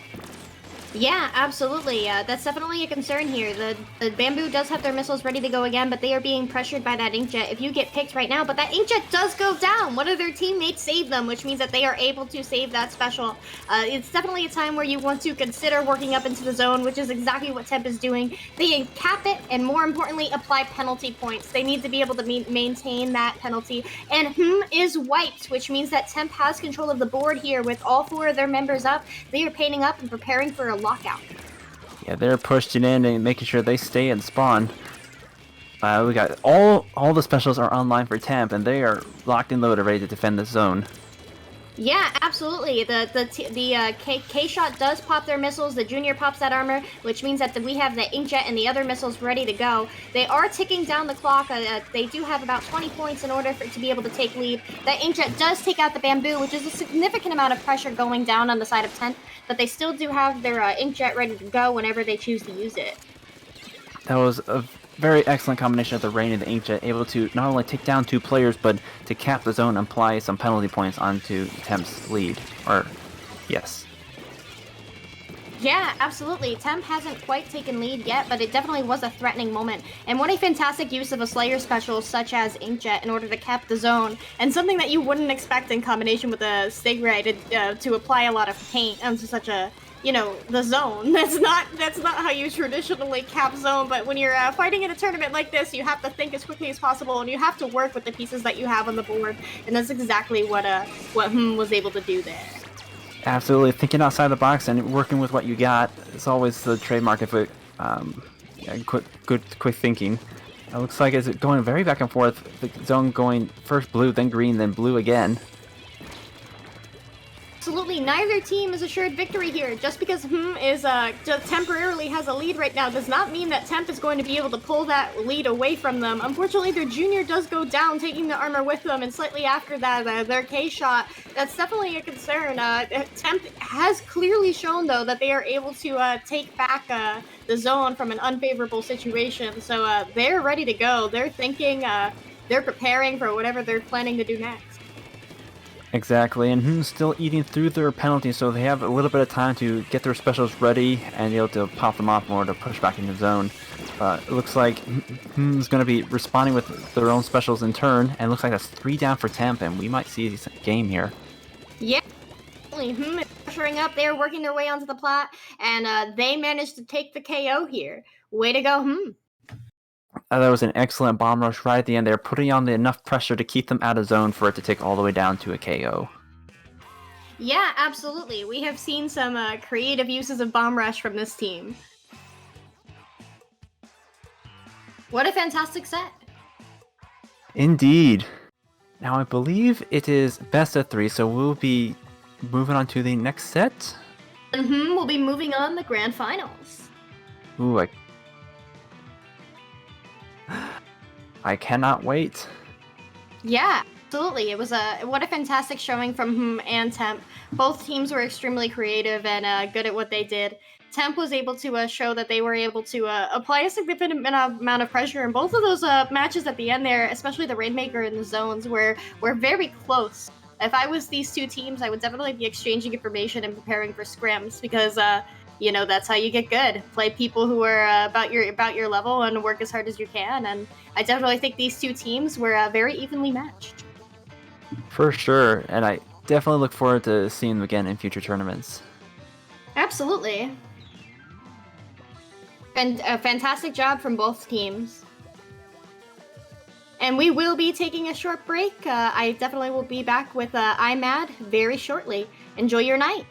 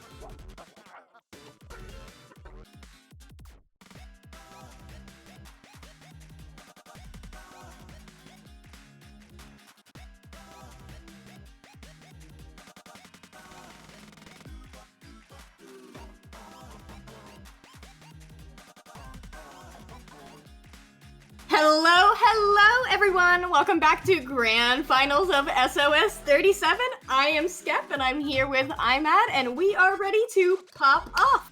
How you doing, Imad? I'm glad to be here for this grand finals. Yeah, and that is Grand Finals with Hmmm versus Pickup. We did see Pickup 2 sets ago, and we just saw Hmmm pop off in the most recent set. So we are ready to go. I'm expecting greatness from both of these teams in this best of 7 final set. Best of 7 means more Splatoon for me to watch. It means more Splatoon to talk about, and we will be starting off with Rainmaker Blackbelly, which is such a notorious map mode combination, and I feel like we have been seeing it a lot in tournaments lately. Rainmaker Blackbelly, I do expect to see that C-Jet to come back, just because there is so many different ways that you can use it here to shut down pushes on both the far left and far right side. What do you expect to see here? I definitely agree for the C-Jet. I also have come to find like just vanilla charger sometimes, maybe some buckets, some dualies. It's definitely a very hilly map. It's very odd for trying to be aggressive, but still has some nice nooks and crannies to get in with. Rainmaker especially because you don't have that bit in the middle, it's a lot more open than usual. Yeah, absolutely, and that midsection really is so dangerous. It's very accessible from both teams. There's not a lot of physical barriers separating you from that point, and it's quick to access from spawn, which means while the Rainmaker is there, it's a tough fight for it.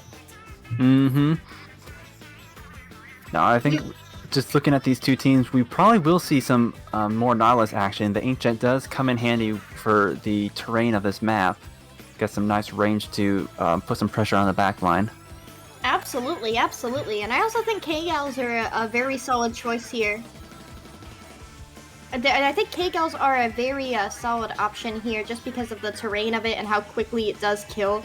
Things like an NZAP are going to be more difficult in order to get those kills because they have to work around the terrain very differently. But a K-Gal can really just yeet itself off of any particular ledge and get a kill. For sure, and I think along those lines, a Splash-O-Matic as well, with the burst bomb and the extra ink outputs, I think it might have some fun on this map as well. Yeah, absolutely, and there are so many different unique ways to use a Splash Wall as well. Just because of the choke points, you can completely block them off with a well-placed wall. So, yeah, moving on to the next mode, we would have Splat Zone's Anchovy, which is such a backline dominant map, and I do hope to see either a Blob or some Splatlings, just because they both do very well on that map mode. Absolutely, I think especially the Splatlings for the zones, Booyah Bomb is a little bit more difficult to use on this map because of all the low-hanging fixtures and such. I can't tell you the amount of times I have accidentally thrown a Booyah Bomb into the ceiling rather than zone. Absolutely, absolutely. I've seen that from some of the best players I know, where their booyah just gets captured by that sign above mid. You hate to see it, but it sure is funny. I imagine a classic Wile E. Coyote just face palming right into that. Oh, yeah, absolutely. And those fans are just absolutely critical in Spot Zone's Anchovies, so you definitely want to be able to maintain control of those to prevent flanks and also to apply pressure. And then after that, we would be moving on to TC Schellendorf, which is fantastic for Chargers, my dude. Absolutely, it's very backline dominant map, and as you said, definitely very much for the Chargers.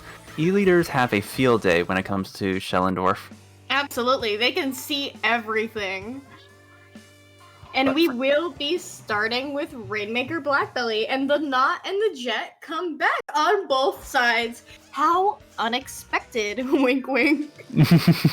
I definitely did not see it coming. In addition to that, we do have a Flames Roller and a Junior on the one side, and then a Splash-O-Matic and another Junior on the other side. Yeah, and we definitely saw the creativity that Splash-O-Matic player on the side of Hmmm could pull off with that Section Bomb Rush on the last Rainmaker match from the previous set. So I definitely look forward to seeing what they could do here. Also, that Flingza is definitely an interesting choice here. There are a lot of ledges to shark underneath, but Flingza isn't exactly a sharking roller, so I do want to see what they think they can pull off with that here. Well, I will say, because of his extra verticality swing, there is a bit more room for it to move around without that tower in the middle. And along with the missiles, it can put a sizable amount of pressure on the other team. Yeah, unfortunately, that Splash-O-Matic does get taken out by that Jet player, and taking out their Bomb Rush with them, which would have been very useful to pop that Rainmaker. You probably could have chucked bombs at that and been able to kill many members on the side of Pickup. But Pickup is putting up a fantastic defense here. They do pop that Inkjet. That Inkjet does go down, unfortunately for them, and their poor junior player is being pressured quite significantly, and unfortunately goes down, taking out armor for possibly the next 15, 20, 30 seconds. Which is not a situation that you want to be in when you're trying to prepare for a push. Yes, indeed, and we see several members on each team going down. It's honestly a stalemate at this point, as both Sea-Jets have their Stingray online, and everyone is afraid to pick it up for fear of that Stingray. Yeah, absolutely. Like I said, there's a tough battle here for the control of mid and getting that Rainmaker out of mid. Once that Rainmaker is out of that position, it really becomes a lot easier to grab it and apply pressure to it in the general area that it's located in, but just that mid area is just such an ink bath for control. Indeed. Now we do see both the Jet and the Knot go down, and Pickup is going to be picking up that Rainmaker to push it up to the 60 before they're taken down themselves. Yeah, absolutely. They do go down in grass, and both leads here are very beatable. That Flingza does go down as they try to jump out. Maybe not the best place to jump out, unfortunately, because they were completely surrounded by 3 members on the side of Hmmm. But what can you do there when you're in a situation and you're outnumbered? Sometimes you have to make a decision, and that decision does unfortunately get you taken out. The Splash-O-Matic does have their Bomb Rush ready to go, which is a concern. They are also holding the Rainmaker. That Splash-O-Matic does go down, so does the Junior, so does the Knot. That Jet is the only one up, and they are currently being rushed by that Flingza roller. You can see them being chased back all the way back to that Rainmaker post. That Flingza is doing up a fantastic job of applying pressure to that poor back line. Yeah, with 3 down for the side of it looks like the Pickup is going to be pushed way into their base, up to the 25 before they're taken down by the Stingray.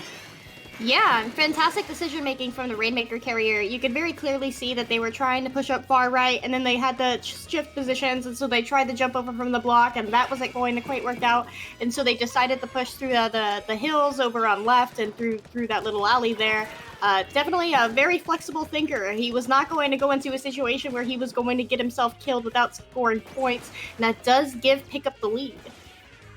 Yes, as you said before, having that quick decision making is critical for split-second moments like this.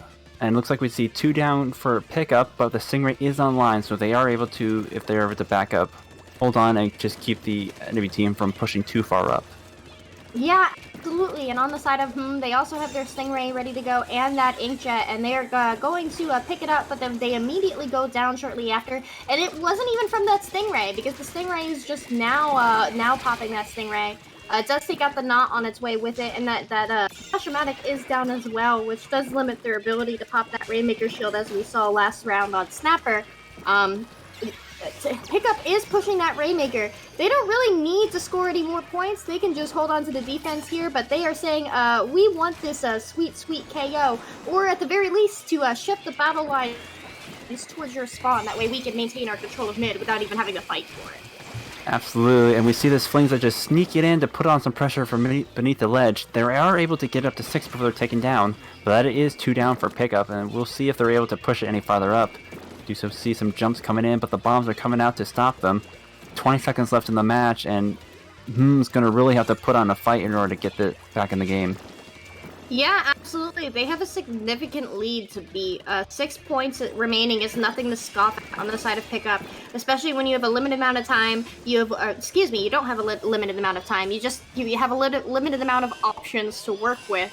Especially when one of your members is down on the side of that Knot. That Rainmaker carrier is being missiled. They are going to have to dance. There is one member ready to intercept them on the side of Pickup through left street, but it fortunately does not look like the Rainmaker carrier is going to take that. The Stingray does come out, so the Rainmaker carrier has to dance. They don't even know it, but they're surrounded, and unfortunately they do go down. That was a very back and forth, quite the stalemate in the beginning there, but once looks like Pickup got control, they were able to push it really far in before Hmmm was able to put up much of a fight. Yeah, absolutely. Pickup did a fantastic job there with the defensive pushes, shifting the battle lines away from mid and towards the opponent's, which is very important because you don't want to have to fight for space that really matters and can give the opponents an edge. If you have an opportunity to shift where the fight is going on to where, yes, it may be a little bit more work for you to maintain, but at least your opponent doesn't have access to critical areas of the map, that's a very good thing to do. Indeed, and as we saw during that second half of the match, once they were able to get a lot of paint down or get a lot of orange out, that roller was able to get in and just shark underneath their ledges, as we mentioned before. And with the suction bomb and missiles, they just put on a heck of a lot of pressure to keep them at bay. Yeah, and I'll be the first to admit I questioned why the foil flings up, but now I see why. And they did a fantastic job of showing off the strengths of that weapon and helping out their team and pushing up. Absolutely.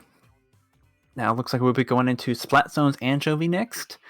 As we said before, it is a very backline dominant map, but it'll be intriguing to see what kind of specials they pull out for this.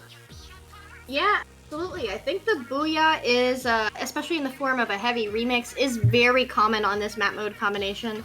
But also they have been rocking the Nautiluses lately, which is excuse me, wonderful to see. And I do look forward to seeing what backlines are pulled out. We know a couple of the members from Hmmm do play Chargers, which are also pretty good on this map because you just have such a clear and defensible point overlooking that zone.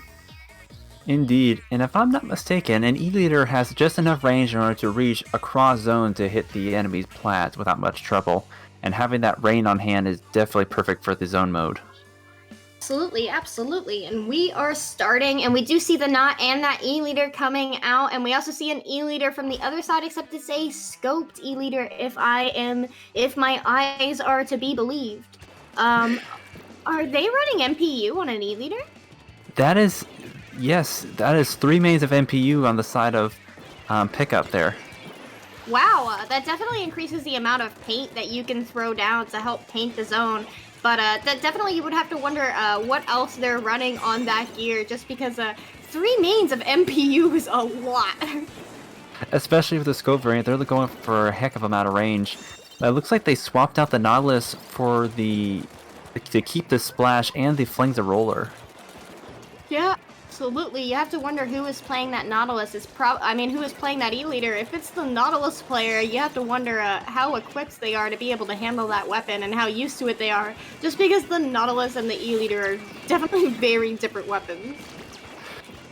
For sure, for sure. And we see that Flings are already getting aggressive, coming in with the purple link, but unfortunately they do go down along with the Nautilus on Hmmm. Purple is still in control, but we still see pretty even amounts of pressure put down from both sides. Yeah, the E-Leader is trying to peek around the wall to see what's going on there, which is a good use of your camera in order to give yourself a little bit of advantage while you're still being in a defensive position. And Hmmm does a fantastic job of combining their specials there. They use their rain, they use that inkjet, and I believe they even use that bomb rush in order to be able to cap that zone. They do manage to apply penalty points, but not enough to be able to take the lead. And a couple members of Hmmm do jump out in order to be able to save their lives and their growing special utility. Yes, indeed, and it was a battle of the rains out there from both E-Leaders, but it looks like we do see the Nautilus go down with another rain getting popped out by Hmmm. Yeah, absolutely. And Pickup is going to be able to, Hmmm is going to be able to cap the zone here. Yes, with 2 members down for Pickup, there's going to be a lot of orange coming out. The Bomb Rush is going to be putting pressure on their plat, and the E-Leader is forced to back up, which will be a good opportunity for the Hmmm to really take control of the zone. Yeah, absolutely. They cleared their penalty points. They're taking their way towards Pickup's lead, and it looks like they're going to be able to surpass. Pickup is going to have to apply a lot of pressure here in order to really do anything, because Hmmm does have that inkjet ready to go. They do cap the zone. 2 members are down on the side of Pickup. 1 member is down on the side of Hmmm. Make that 3 down on the side of Pickup, so it's definitely not their zone to maintain right now. Yeah, the E-Leader is having to avoid all the bomb pressure and just doing their best to stay alive so their teammates can jump in. And Orange is still in control of the zone, and another member goes down for Pickup. A lot of rain on their plat, and it looks like they're going to be pushing up onto their plat right now and really putting on all the pressure to keep them out of zone. Yeah, if you can keep that E-leader off of Great, that's definitely what you want to do because they can really see everything. They can see window, they can see the zone, they can monitor the fans, and that's not what you want when you're trying to maintain control of the zone. Is doing a fantastic job of ticking down their points. 2 members are down on the side of Pickup is going to be able to paint up and work up, cap the zone, and try to do exactly what did to them. We see some excellent shots coming out from the E-leader. They are now setting up to do the same to as they were done to them. One member on each side going down with most of the members of Pickup on the enemy plat. And they look like they're getting close to taking the lead here. Rain is coming out for and as well as the bomb rush, but it may be too late. Those well-placed ink mines are definitely going to do their work as the rain passes over them, just applying just enough paint in order for Pickup to be able to maintain control there. Definitely a very smart play from that E-leader player while they were able to do it, placing those mines. 2 members are down on the side of Pickup. Takes control of the zone, and there are 6 seconds left in this match. It really is anybody's game at this point. Yeah, yes, indeed. It looks like they're going to be taken down through the rest of their penalty, and yeah, is very close. There's one member going down for and it looks like Purple's able to take back the zone as we get down to the last 30 seconds. Yeah, absolutely. This is extremely back and forth in the last 30 seconds of this match. Pickup and both working very hard to maintain control of that zone. Pickup does have a lead to maintain. That Splash-O-Matic is ready for their section bomb rush. If they manage to get the uncontestable bomb rush, that's definitely an excellent way to cap that zone at the very last minute. For sure, for sure. Looks like we see Rains coming out from both sides. Is currently in possession of orange, but as you said, the bomb rush is online with an ink armor. So they're going to be popping the rain and possibly the bomb rush as well, and see if they can get the zone back before they take over. Yeah, absolutely. You don't want to pop bomb rush before overtime, just because there is a technique to be able to throw it to where it can't even be painted over, and it does look like that's exactly what Pickup went for. They did not manage to cap the zone, but there are 3 members down on the side of and they finally managed to cap it, shutting down overtime. Fantastic job on the side of Pickup. Absolutely, and that was an excellent double pick by the E-leader right at the end there, able to effectively shut down contestant to zone. Absolutely, absolutely. Great show on the side of both teams. What a fantastic zones match. You really could not tell who was going to take that. It was definitely back and forth all the way to the end. Oh, I can't wait to see where we're moving on to. If I recall correctly, it is TC Schellendorf. Definitely expect that E-leader to come back out on either side. We have not seen any Splatlins yet other than the Nautilus, so at this point, I don't think we're going to be seeing either of those. Yes, it is a shame, but unfortunately with the E-leader in play, it would be very difficult to pull out a Splatling at this point in time. Absolutely. They do have a difficult fight ahead of them if a Splatling even tries to challenge an E-leader. I do expect to see the Ray come out again as well, just because it is very solid for shutting down overtime pushes in TC, especially on the left side there where the second checkpoint is.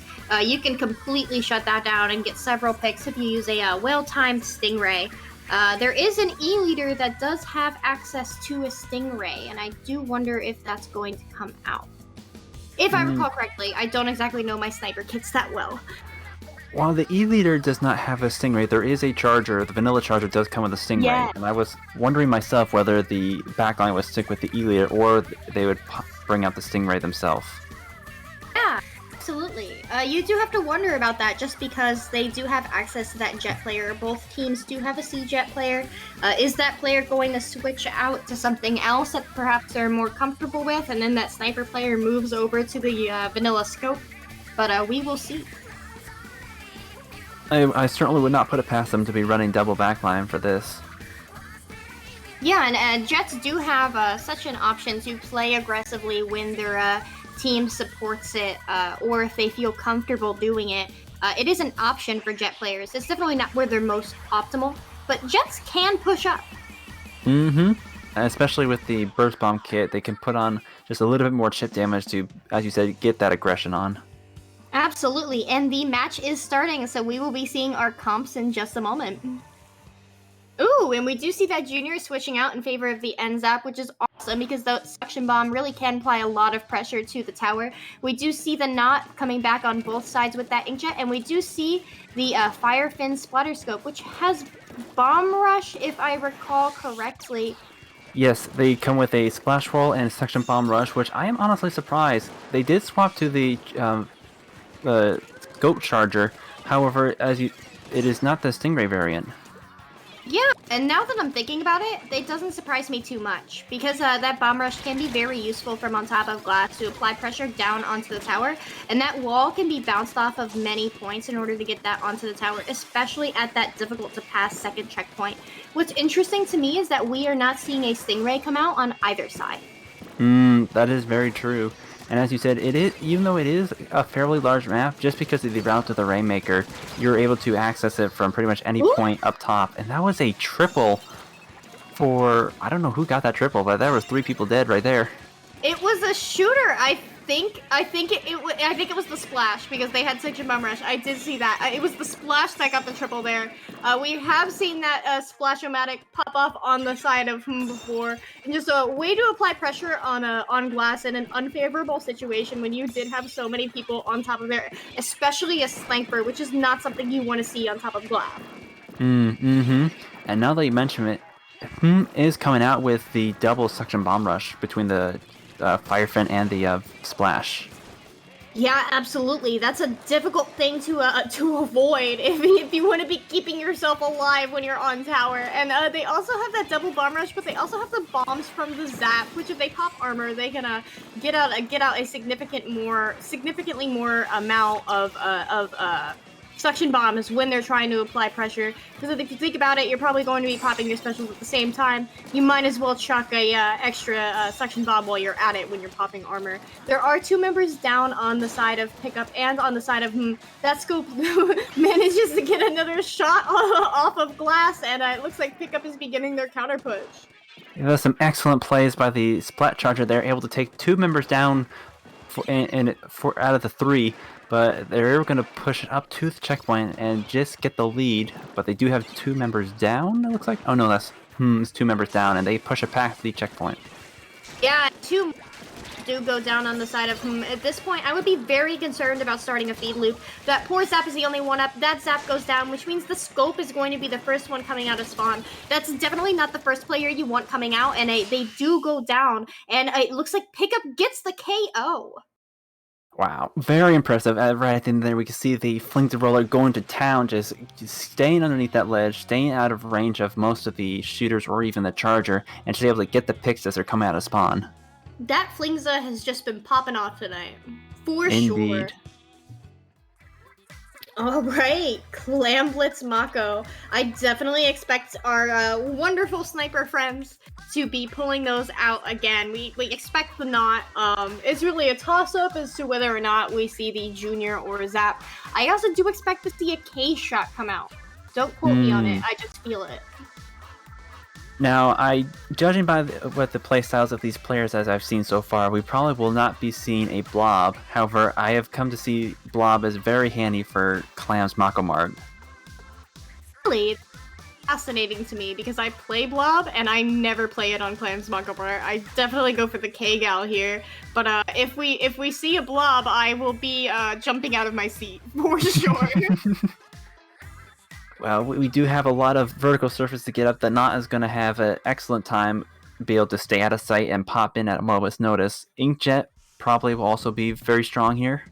Other than that, we might not see too much deviation from what we've seen so far. Yeah, it seems like the biggest changes that we have been seeing have been whether or not that Zap plays Junior, the Junior plays Zap, and then also from those backline players. It really is interesting to see that the backline players are the ones that are changing around. For sure. Yeah, you definitely want a flexible backline. Alright, as we're getting into the match, we are currently on the 4th of Grand Finals. If Pickup's able to get this win, it will be game over for Hmmm, and it'll be taking the tournament. Which means that pressure is on for Hmmm in order to get themselves from being wiped out. Well, we do see, actually, I don't see, unless you count the bamboo, we're pretty much going with a backline this comp, and the Kensa Gal is coming out on the side of or no, I'm sorry, pickup. Yeah, as I just mentioned, K-Gal, definitely a fantastic choice for clams just because of that wall and the 12 frame kill time, which is just fantastic. Oh man, those bamboos having that bamboo player having a duel there. Just what a shot dancing around that block. Oh my, and is wiped. Pickup is beginning their aggression. This is quite a concern from Yes, that bamboo really cleaning up house, and with the wipe there, they're able to get down to 62 points. But unfortunately, they do go 2 down, and they aren't able to put in any more clams after that. Yeah, absolutely, but they do have another power clam ready to go. The power clam holder is tossing that around to their teammates. That bamboo does pop missiles. They hopefully they don't go down to the ton of missiles there. They don't. And so they are beginning to work up, beginning to apply paint pressure. It looks like is really fighting for territory control over near their basket. They do have one member down, but they are struggling to break into mid. At this point, it is all about defense for them. Yet despite the 2 down for pickup, pickup still maintains a lot of yellow or green on this map, and just is having a difficult time, as you said, getting back into mid. The junior does go down, and that will be their armor for the time being. Yeah, absolutely. That armor being down is going to make pushing back into mid even more difficult. Fortunately, they do manage to take out the power clam holder on the side of pickup, but his allies are there ready to go. Someone might be able to pick up that power clam, and it does look like they do, and they push up and manage to dunk again.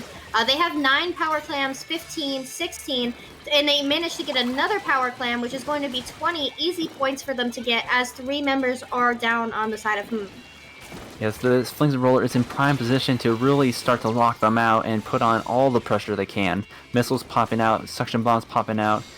If they were to throw a couple more clams, and this basket's going to be staying open. Yeah, and they do. That Flingza is just doing a fantastic job of applying pressure and supporting their team to keep that basket open. Unfortunately, that K-Gal is the only person up on the side of pickup with 2 points remaining, and make that a wipe on the side of pickup. They have a fantastic lead, though, and it's definitely going to be difficult for to surpass, but not impossible. They are getting ready to move in with that power clam. It looks like that a ton of missile user is, they hold that ton of missiles for a moment, which means that they are making call-outs to their team. They do have 9 power clams. They definitely can keep the basket open here. They do have a decent control of mid. Yes, there was a very strong showing, and definitely a perfect wipe at the end there to keep them from getting that KO, and they are still in this game. Unfortunately, they aren't able to get any more clams in before the basket closed, but they have a power clam ready to go for their next push. Yeah, and this is coordinated. They are working together. They aren't being afraid of tossing that power clam to each other, and they are working their way back up to the basket. Other than that power clam, though, they do only have 2 clams, so this might not be the time to push, but unfortunately the power clam holder does go down, as well as 2 other members of their team, so they don't have the clams, nor do they have the manpower. Yeah, Pickup is going to be pushing back in. That 52 putting on the pressure on their stack, just taking over their stack with that splash ball, as you mentioned before. Their Booyah is online. They have enough clams to make a super clam, but it looks like they're trying to get a little bit more so they can knock out that penalty. Yeah, absolutely. 39 penalty points is nothing to scoff. They do have 20 clams. They would need a power clam and a significant portion of clams in order to be able to clear that penalty. They do score, but there are 2 members down, so it might be a wise time to fall back and begin defending from the opposing team's power clam. You essentially just gave them a pity. Yeah, this Bamboo's the last one remaining, but they were able to take a sizable chunk out of their penalty, so their next push will be a little bit easier. But that is 38 clams on the side of and if they can get all of them in, that's going to be a huge improvement for them. Yeah, absolutely. They are in a position to be able to do that. Their junior is either down or... Okay, they're down, not DC. That's very good. You definitely don't want to see that. They do have 3 members down, unfortunately, taking down all of those power clams with them, and it does not look like they're going to be able to continue that push with 70 points remaining. That was a double whiff for the power clam. You hate to see it, but it looks like Pickup is going to be pushing back in with 30 clams of their own. That might be enough to get the KO if they can get them in. Yeah, absolutely. It's definitely a situation where you want to avoid scoring if you're not going to be able to. Oh! That's And the KO. game, set, match. Pickup takes not only the match but also the set and thus the tournament. Yeah, absolutely. And a clean sweep pickup does manage to win 4 matches in a row against the opposing team. And what a fantastic showing from, especially, I want to give a shout out to those backline players, the Neo Splashomatic on the side of and that foil flings a roller. They just did a fantastic job. They were showing off the whole night, and it was fantastic to see. Absolutely popping off, putting in the work, getting those picks, and also just putting in so much pressure and be able to push that objective.